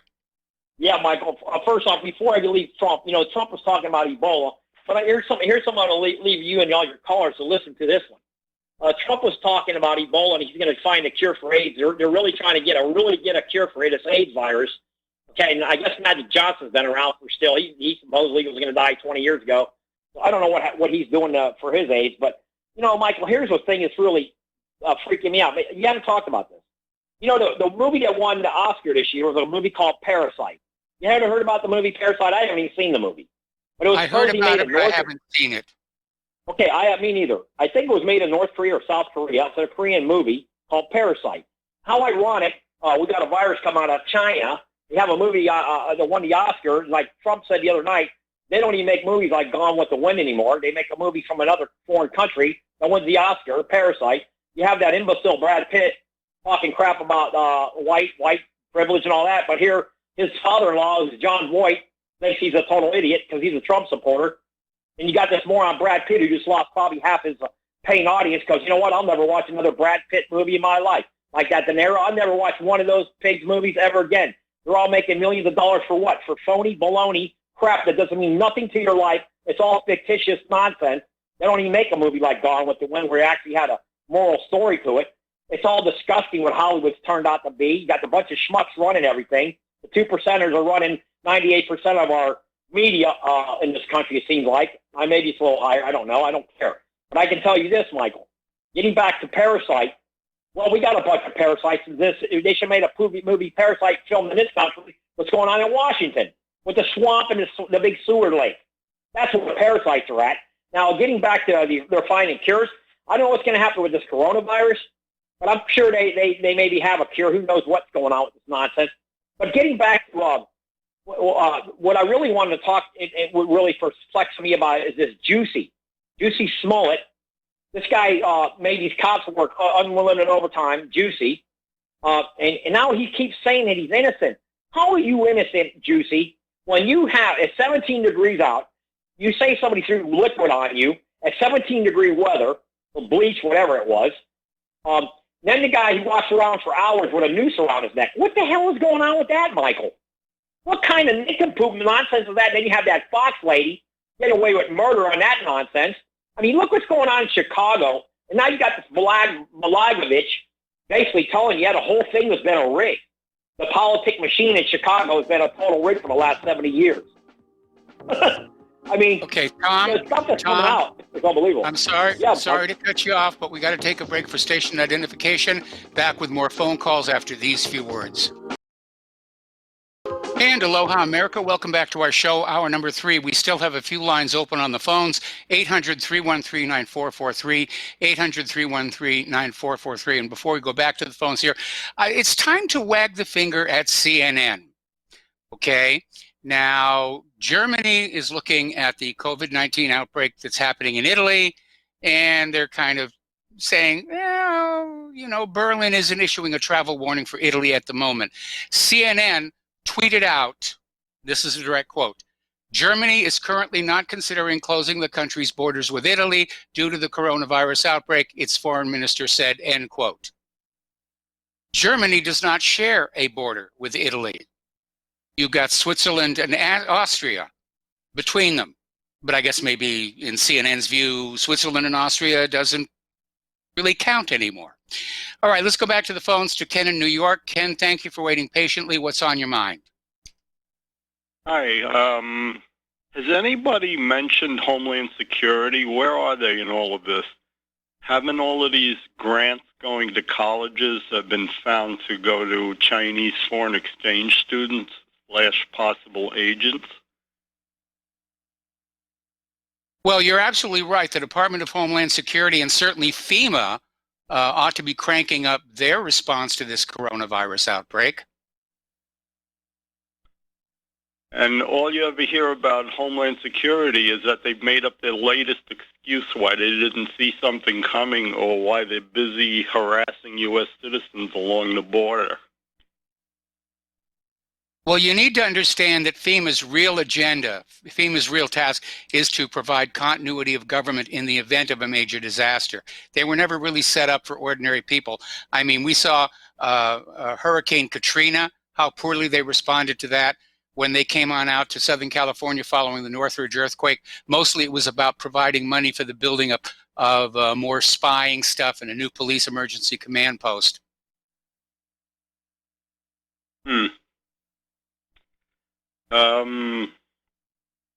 I have another comment. Was Harvey Weinstein, was he convicted of a state crime or a federal crime? He was convicted, I think, of state crimes because he's facing another trial out in California.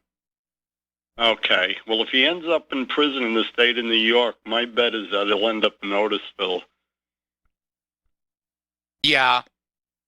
But, you know, he's pulling this whole I'm really sick and you know, going to prison will kill me stuff. I still think he's going to find some way to get out of this. He's got money, he's got fame, he's got political support. He looks like Pan the goat god. With a walker. Yeah, you're right. You're really right. He does look like that. Put a couple of horns on him. Well, he's horny enough. I didn't mean it that way. But... Oh, sorry. Yeah. Okay. Yeah. All right, good night. All right, good night.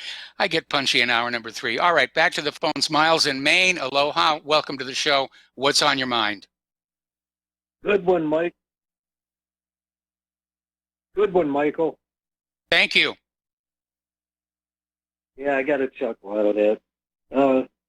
Also, good calls by James and Dustin and Tom, of course, although I think Tom's ginseng was getting ready to get the best of him any minute. He drinks way too much espresso. You know, I might be a little ignorant here because none of this kind of stuff really is like a primary concern in this big, huge world. But let me get your opinion, Michael. If a woman says you're having dinner or whatever, you know, I'm going to have sex with you if you give me this job or some other consideration, you consider that, in your opinion, you know, despite all these laws, except perhaps in Nevada, but do you consider that to be criminal? I've never really thought about it. It's just sort of the way things were when I worked in Hollywood. And, you know, it's sort of the part of the background noise. I think technically somebody could make a case that it does amount to prostitution because you've received a thing of value in exchange for your sexual services, but it's never been prosecuted that way. Right. Well, I look at it more as a moral issue, you know. Yes. Somebody, if that's what they're, you know, it's an agreement like anything else, but that's where I'm losing this thing on Weinstein. I mean, did he sexually assault and attack somebody, or did he just say, you know, you come over to my house and jump on this couch and we're going to make you the biggest star the world ever saw? Well, we don't really know. We know in the current context, he's being treated as if he forcibly, you know, attacked these women, and he was convicted on 2 charges, criminal sexual activity and rape in the 3rd degree, which were some of the minor charges, and he's looking at potentially 5 years in prison. And, you know, I don't agree with any of that kind of stuff, any sexual raping or attacking or something like that. But even in some states, I mean, urinating on the ground because you drank too much of whatever and there's no bathroom around is considered a sexual some degree offense. Well, only if somebody witnesses you exposing yourself. Well, yeah, but I mean, there's different degrees of that too. You know, people say, well, I saw him standing there, but I didn't see his, you know, item of distribution. But, you know, and the police come out and they don't care. They're interested in statistics, you know, and the prosecutor wants to know how many convictions he got, not how many people he set free. Oh, my. Yes. Implement of distribution. So, I like that one. So, you know, I'm just saying if, you know, and in my opinion, if Weinstein, if they had some agreement and Weinstein said, look, I can do this for you, and they're sitting there having a couple cocktails, and whoever this person might be said, you know, I'm all for that. I need to be a big name star. I got to support my family, and I want to have, you know, be viewed high in society. I don't think he would be deserving of a very harsh sentence if it was consensual and agreed upon. And I wanted your opinion on that. It comes down to being a he said, she said situation, and people tend to favor the women's side of the argument. And in the current Me Too context, you know, all men are presumed to be sexual predators and monsters and rapists. It's almost a rehash of what we went through back in the 1990s with the all men are rapists mentality.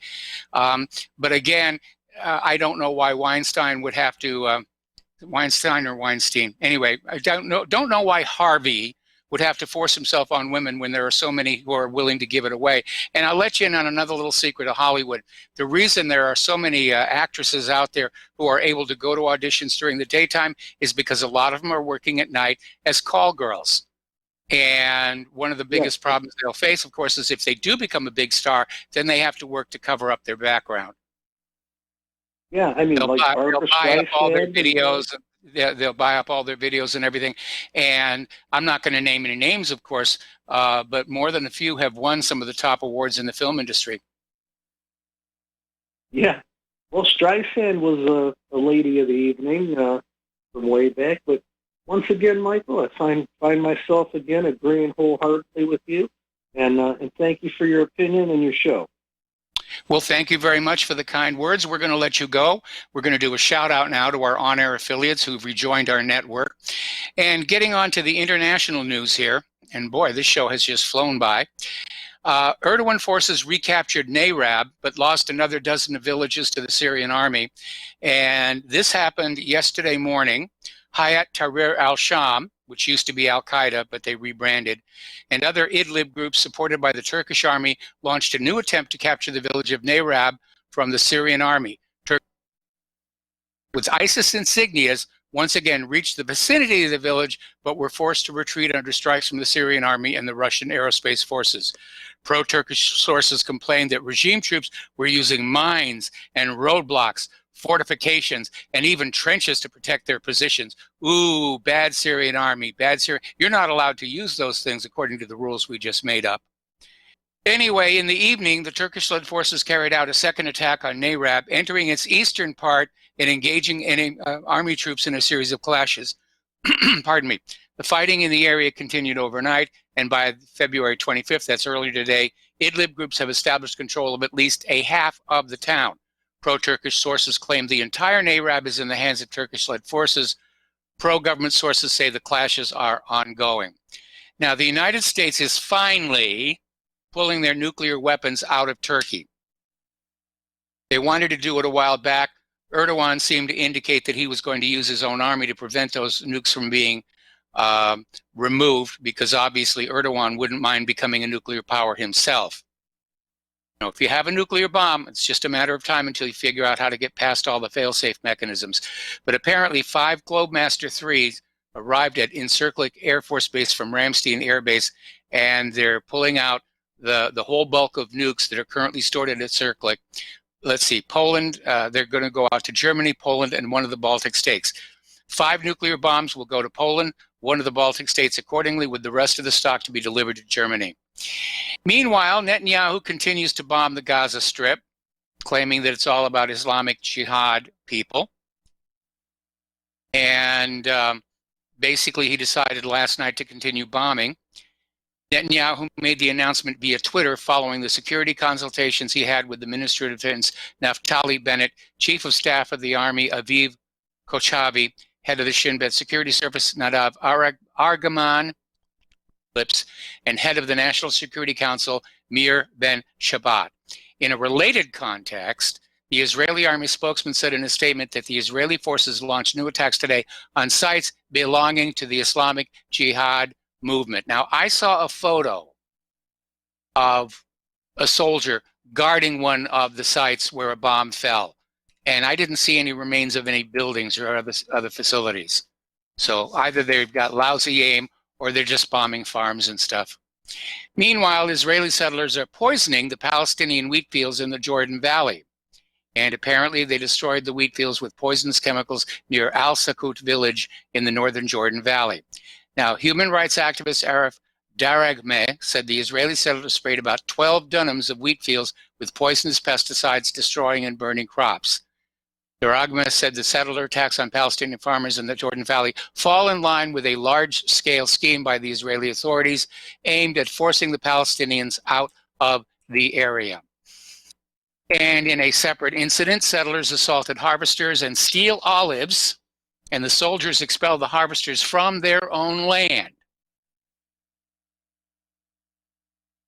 South Korea is seeking a speedy resumption of U.S. North Korea nuclear talks. Well, aren't we all?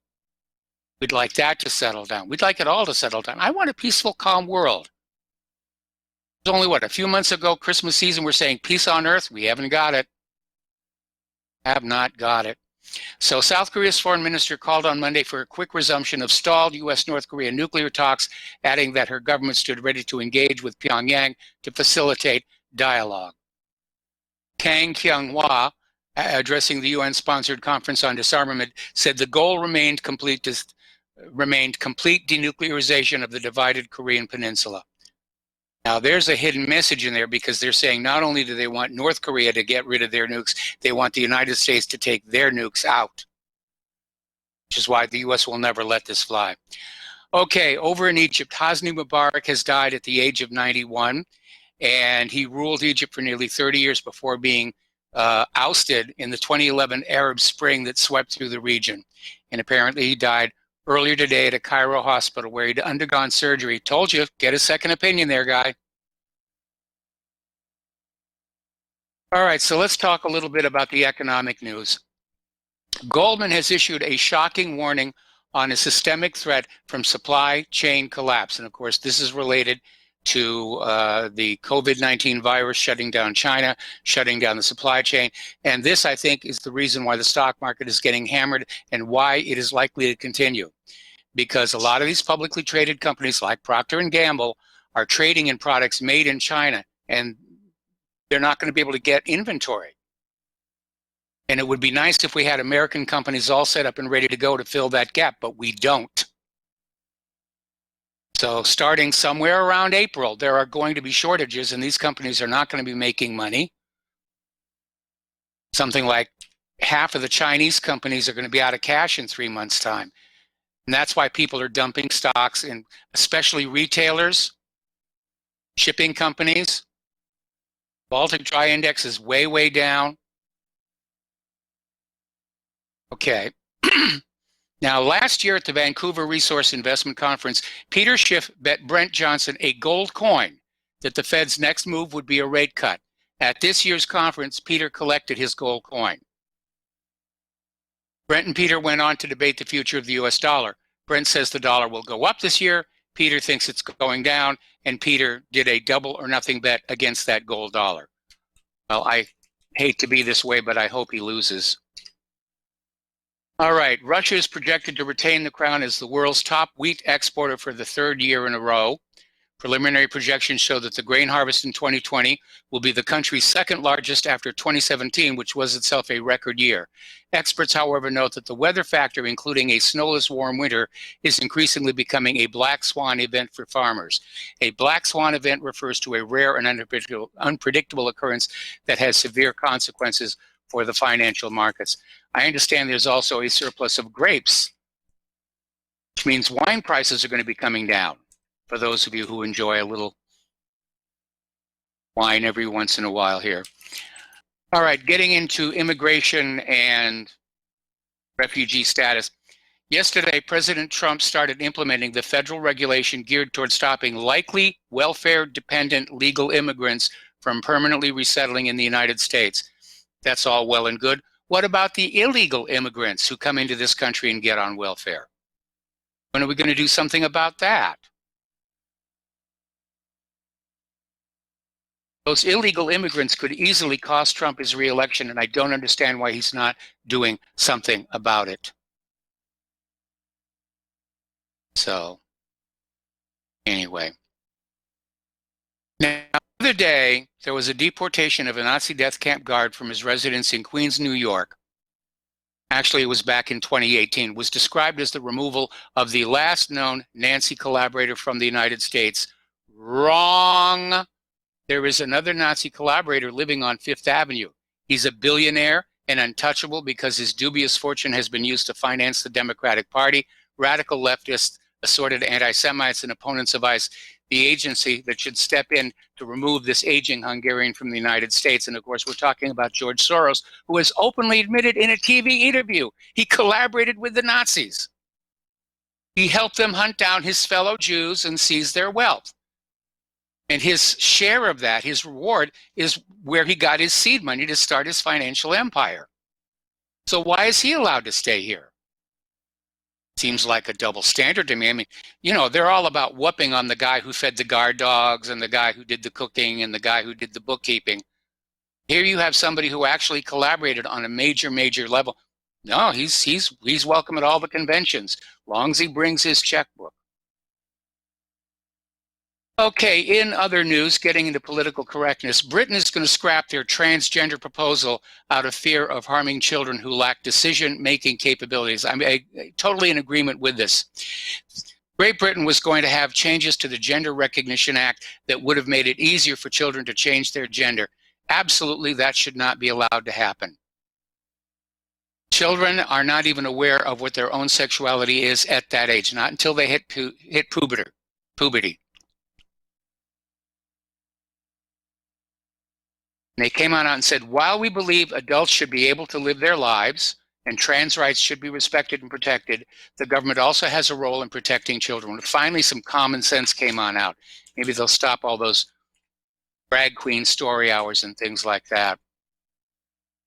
All right, the full U.S. Court of Appeals in the Ninth Circuit ruled yesterday that the Trump administration's Protect Life rule, which marks a clear distinction between abortion and family planning, is constitutional. We're going to take a break for commercials. We'll be right back after these few words. And aloha, America. Welcome back to the show. And before the commercial break, we were talking about how the full U.S. Court of Appeals for the Ninth Circuit ruled that the Trump administration's Protect Life rule, which marks a clear distinction between abortion and family planning, is constitutional. That is the letter of the law. Now, Title 10 of the Public Health Service Act gives the Department of Health and Human Services authority to make grants to support voluntary family planning projects for the purpose of offering a broad range of acceptable and effective family planning methods and services. That means, you know, birth control. Section 1008 of Title 10 prohibits grant funds from being used in programs where abortion is a method of family planning. And obviously, the liberals were not happy with that. The liberals are also very unhappy that Trump appointed a whole bunch of new judges to the Ninth Circuit Court of Appeals and has shifted it away from some of the insanity they've been doing back toward a more centrist point of view. Okay, let's see. I think I actually covered this one yesterday. Over 10 million people were impacted by MGM Resorts' 2019 data breach. People are either being sloppy or the state of the art in terms of computer security just isn't where it needs to go. Apparently, Twitter is revealing a plan to flag lies and misinformation. Well, boy, that's going to be everything coming out of Washington, D.C., isn't it? And, oh man, this is not going to be good. This is out in Hollywood. Major Hollywood studios are set to use a new software tool that scans movie and TV scripts and flags up any examples where diversity is not portrayed positively, in a chilling new development that has echoes of Soviet realism. Called Spell Check for Bias, the tool was developed by the Davis Institute on Gender in Media and USC's Viterbi School of Engineering. It is set to be implemented by Universal, DreamWorks Animation, Focus Features, and NBC Entertainment within the near future. The tool supposedly breaks down diversity material such as scripts and advertising briefs by scanning for mentions of LGBTQ, race, and disabilities, and then identifying how positively such things are portrayed. Beetlejuice actress Gina Davis has also partnered with Universal Filmed Entertainment Group to use the program to police gender roles in scripts. Oh, my. The scripts will suffer. Remember when scripts were all about story and character and capturing the audience's imagination and getting them to share the experience with the writer? Now it's just more politically correct, dogmatic indoctrination. No wonder the movie industry is in trouble here. After all, it was a foreign picture who got Best Picture at the last Academy Awards. That's got to tell you something right there. All right, Facebook is implementing something called the Oversight Board. And basically, this is Zuckerberg's Patsy Sensors giving him cover as he tries to control all global information. It's not me, it's the Oversight Board here. UNESCO is out there saying that climate denial to be criminalized and prosecuted. And the technocrat tango is shifting into high gear to force the world to dump capitalism and free enterprise and adopt sustainable development in its place. Boy, it does feel like they're pushing toward the global government, doesn't it? 3 pillars: financial crash, pandemic, human-caused global warming. Meanwhile, out in Denver, winter storm brings heaviest snow southwest of the metro area. We're getting hit with a lot of snow in the northern part of Indiana. It's not going to impact us here, I don't think, but we'll see about that. And Dillingpole is now out there saying that Boris Johnson's Green Gestapo are coming for the coal fires. They don't want you to burn coal anymore. And it's all this nonsense about carbon dioxide being bad, about it being a toxic pollutant. And it really isn't. It's an essential part of the food chain. And the more CO2 is in the air, the faster and taller plants grow, including food crops. In a world that's already beset with famine on a wide scale, I don't think we should be taking out the plant food from the atmosphere. We should be putting it back in there. But, you know, politicians, it's not like they know what they're doing. All righty. Mother Nature's kind of on a rant. Actually, no, I'm going to do a couple of stories here. We're going to leave this next phone call till after the commercial break. Mother Nature's on a rampage. Apparently, heavy rains have submerged several provinces in northern Argentina. Heavy downpours continue to batter Argentina, affecting several northern provinces, including Chaco, La Rioja, Salta, and Tucumán. More than 100 families have been evacuated. Meanwhile, in southern Peru, they're dealing with violent mud flows and raging flash floods from the nonstop intense downpour, and bringing the death toll to 9 as of Monday, February 24th. Red warnings for heavy rain, thunderstorms, and strong winds were issued for central regions in the country south, as the severe weather was expected to persist through today. All right, we're going to take another break for commercials. We'll be back with a phone call after these few words. And aloha, America. Welcome back to the show here. We're going to take a phone call from Joe in Nome. Aloha, Joe. Welcome to the show. What's on your mind? Thank you, Mike. I had been thinking about calling you all morning about the new Terminator movie. Have you seen it? No, I haven't. Claire and I tend not to go to movie theaters because the seats are so uncomfortable these days. We'll catch it when it comes on pay-per-view. Well, it's probably on pay-per-view, or I just rented it out of the kiosk at the post office over the weekend. And anyway, what changed my mind that I would actually call you is when you brought up Gina Davis being the new PC police in Hollywood. Because the topic, well, I always liked Gina Davis, and apparently she's doing a real good job if she had her hand in that latest Terminator movie, because it is definitely DACA and PC approved in some alternate universe. I've heard it's pretty bad. I've heard it's pretty bad. I laughed through the whole thing. I probably destroyed it for the guy that was watching it with me, because I was laughing the whole time about, Arnold gets a conscience.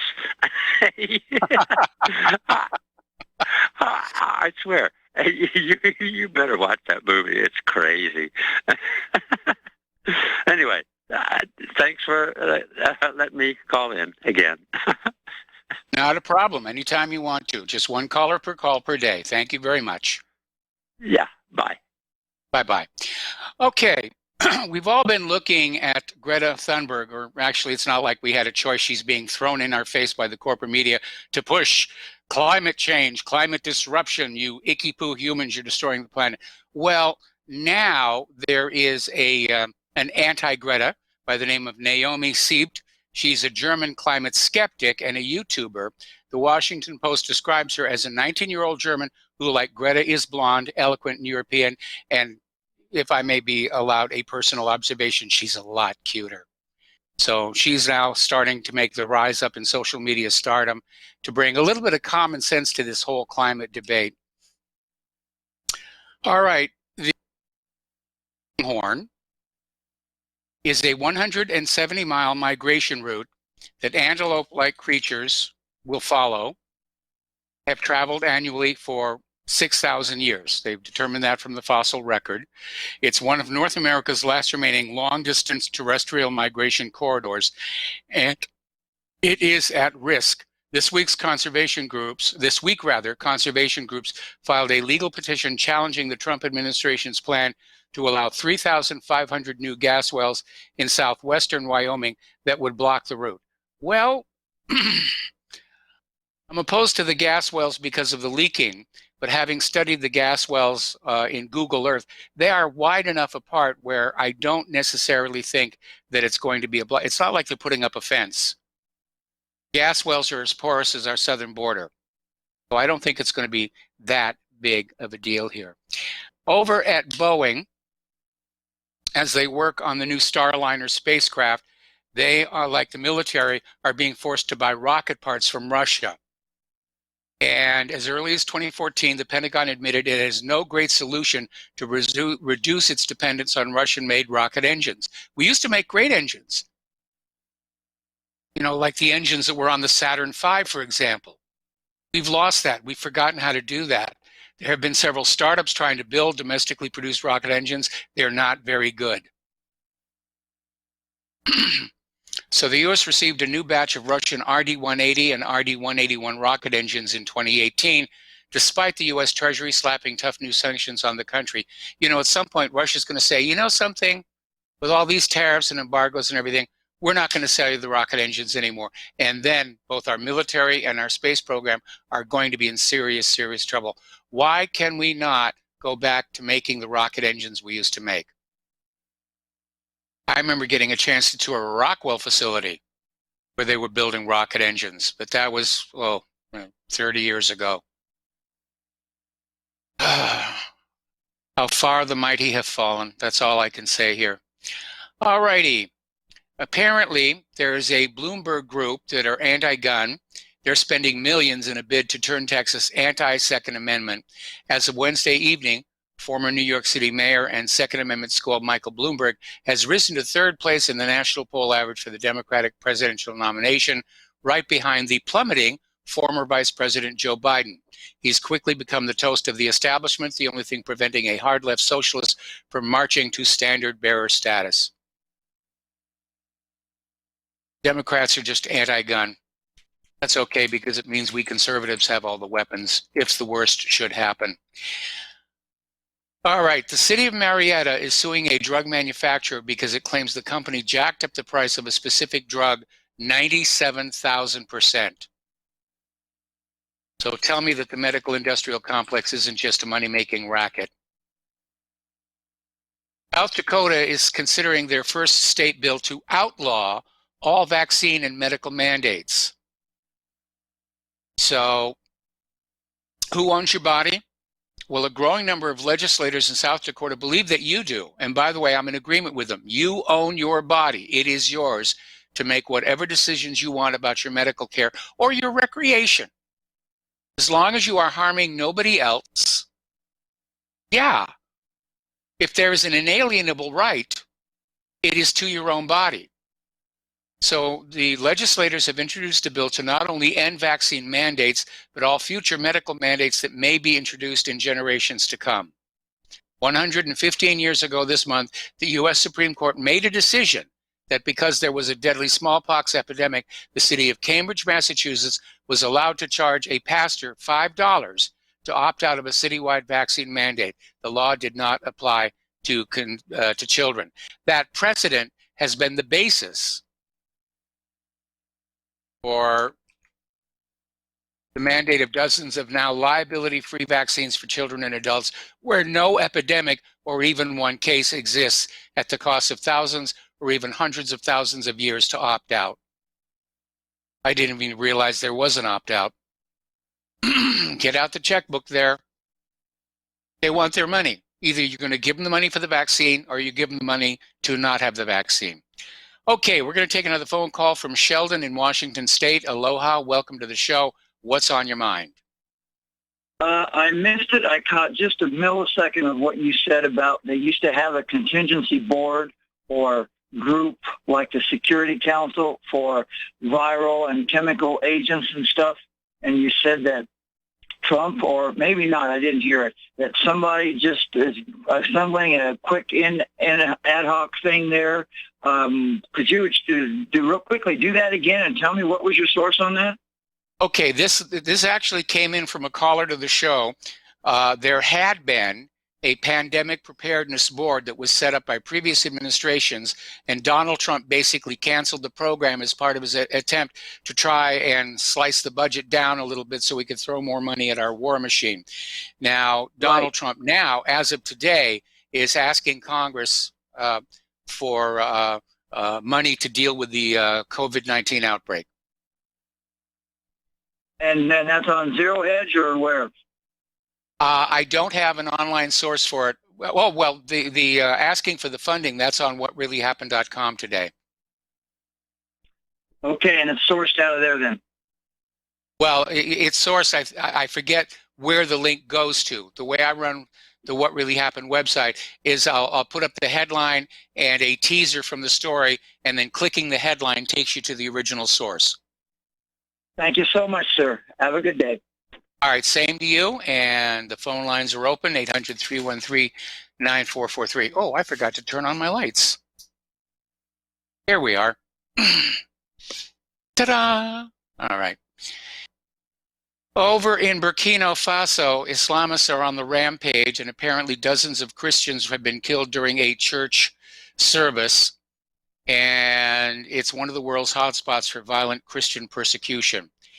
Meanwhile, over 60,000 Christians are in massive protest against Montenegro's presidents after the government attempted to seize the churches. The capital of Montenegro was swept by a new wave of protests against the law on freedom of religion, which infringes on the interests of the Serbian Orthodox Church. More than 60,000 believers came to the demonstrations and the procession in Podgorica. Numerous protests took place in other cities of Montenegro. Now, here's a story that a lot of people were talking about here, and it's about how Jewish American pedophiles will hide from justice in Israel. They're here in the United States, they commit the crimes, and then they get out of the United States before they can be arrested, and they go to Israel, which will not extradite them. So apparently, the example they chose in this article was Jimmy Julius Caro, and he's a wanted man. He's considered dangerous. He's accused of sexually assaulting a 9-year-old girl in Oregon in 2000. He fled to Israel before authorities in the U.S. could apprehend him or figure out where he went. Caro has been running from U.S. law enforcement ever since. Currently, Interpol, an intergovernmental policing organization that works with 194 countries, has a red notice to alert police worldwide he is a fugitive. Now, 2 years after he left the United States, Caro was convicted by an Israeli court of child molestation in a separate case. He served time and was released. Now, another alleged Israeli victim has come forward saying he began abusing her when she was 5 years old and continued for years. Caro has successfully evaded authorities by moving between communities in Israel for almost 2 decades, and he is not alone. All right, here's an interesting little story, and I'm going to preface it by saying that not too long ago, I saw a special on King Tut's tomb where they had used laser scanners to image the wall behind the sarcophagus, behind the tomb of Tutankhamun. And in this highly precise data, they had discovered a very slight indentation in the wall and a discontinuity in the plaster that was spread over it. And they postulated it might be a door to another chamber. Well, apparently using ground penetrating radar, they have determined that yes, there's a fake door there. There's a corridor there that has been plastered over and hidden. And their theory is that the mummy of Queen Nefertiti may be buried back there. Now that's exciting. I love that kind of stuff. I really, really. Okay, here's a story we started to do yesterday, but we ran out of time. Normally, Earth is bombarded by small meteors measuring between 1 millimeter and 10 centimeters wide. And they hit the atmosphere at speeds roughly around 17 kilometers per second. However, Harvard University physicist Amir Siraj and Professor Abram Loeb suspect that some meteors could hit our atmosphere while traveling at a fraction of the speed of light, somewhere in the region of 3,000 kilometers per second, ejected by supernova. Which would make a lot of sense when you consider the amount of energy that's coming out of a supernova. But of course, at that speed, they would vaporize at the highest possible levels of the atmosphere. Okay, now then. Boy, it almost seems like I got out of Hawaii just in time here. A Google manager from Washington State has been arrested in Hawaii on suspicion of murder after his wife vanished from a beach near the Waikoloa Beach Marriott, and police found a body nearby. Sonam Seksana, 43 of Bellevue, was in custody at a Kona jail cell Thursday on a 48-hour hold pending investigation of 1 count of second-degree murder. The body connected to the alleged murder was located in the general area where Seksena's wife, Smriti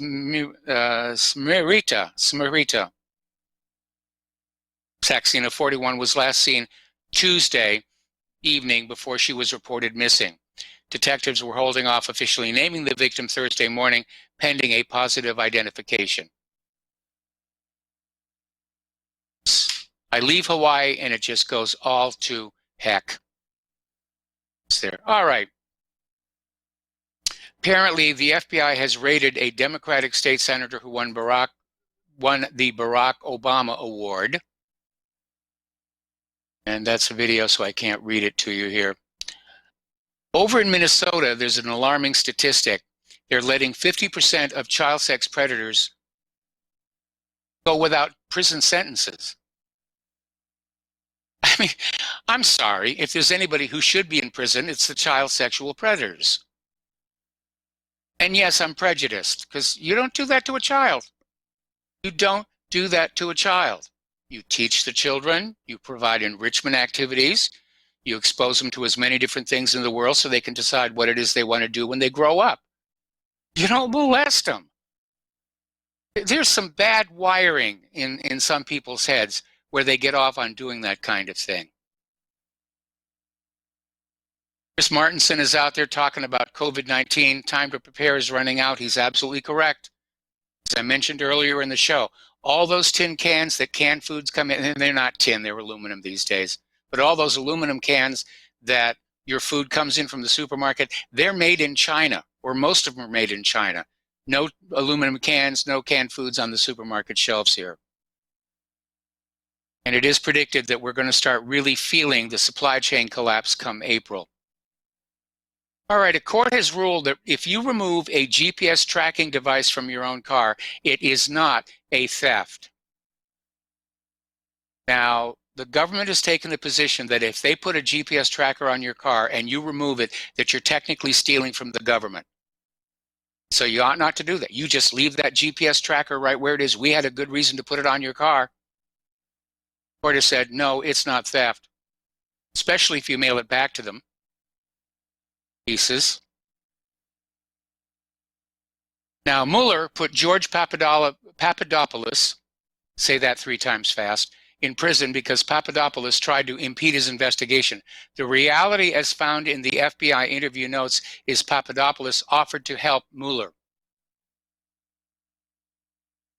Oh. Story coming out of Investment Watch blog. It's not natural. Our kids are taught not to think. And that truly is an aspect of modern education. It's not education. It's indoctrination. They're taught to believe what they're told. They're taught to yield to authority. Don't think for yourself. Don't imagine how things could possibly be better or even just different. Just believe and accept what you are told. Okay, we're coming up here on our last commercial break of the show. We'll be back with the last segment of our program after these words from our sponsors, so stay tuned. We'll be right back. And aloha, America. Welcome back to our show here. And of course, tonight is going to be the next Democratic debate, and we'll see if Bloomberg was really serious about being able to come back from the debacle they had on the last one. So we're going to be tuning into that a little bit, but wait until after John Stadmiller's show. All right, are you an aspiring space engineer? Because if you are, NASA has a new deal out there, and that is they want ordinary people to design the next Venus rover. Now, the United States has not had a lot of luck with Venus, not like the Russians. The Russians have successfully soft landed on Venus on multiple occasions and sent back pictures. It is a little difficult. It's a much harder environment than you would have at Mars. The surface temperature is in excess of 840 degrees Fahrenheit. That's a lot. And a surface pressure 90 times that of Earth, which means it would melt lead into a puddle and crush a nuclear-powered submarine with ease. So those are the engineering challenges. And they're sending this rover. They're sending they're going to send a rover up there to Venus. Now, as having studied the photos that the Russian landers sent back, it's a very rocky place. So the first thing I would be thinking about is that it would have to be like some kind of a tracked vehicle, like a tank, get over those rocks, because they're probably not going to be able to find, unless it's a little tiny rover, it's going to have to go over the rocks rather than around them. So that will be a challenge. That will be a challenge. And I'm sure there's some, PhD students out there who are going to be grabbing their little AutoCAD system and, typing in some parameters and come up with. But you're going to have materials that will withstand the heat.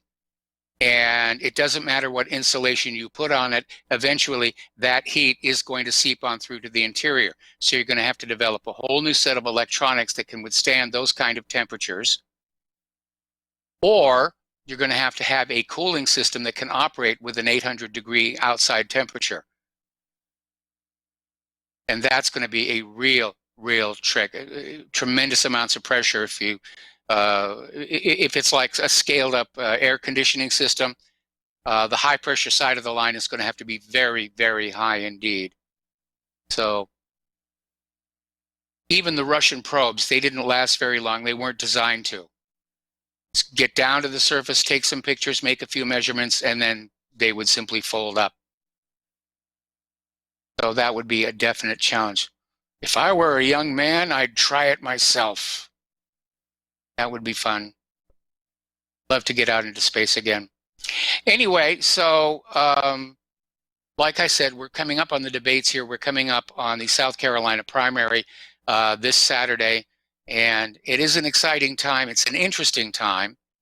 It's also a very scary time between our political decline, our manufacturing decline, our economic decline, COVID-19, It's a little scary. Anyway, there's the music. Time for me to end the show. Please stay tuned to John Stedmiller. I'm sure he's got lots of interesting things to share with you. Please spread the word of RBN. We need to enlarge our audience. Please spread the word of whatreallyhappened.com. We need to enlarge our readership. Please donate. We really do need the money right now. We're not getting rich off of doing this, but we do need your help. So we'll be back tomorrow. Aloha, America.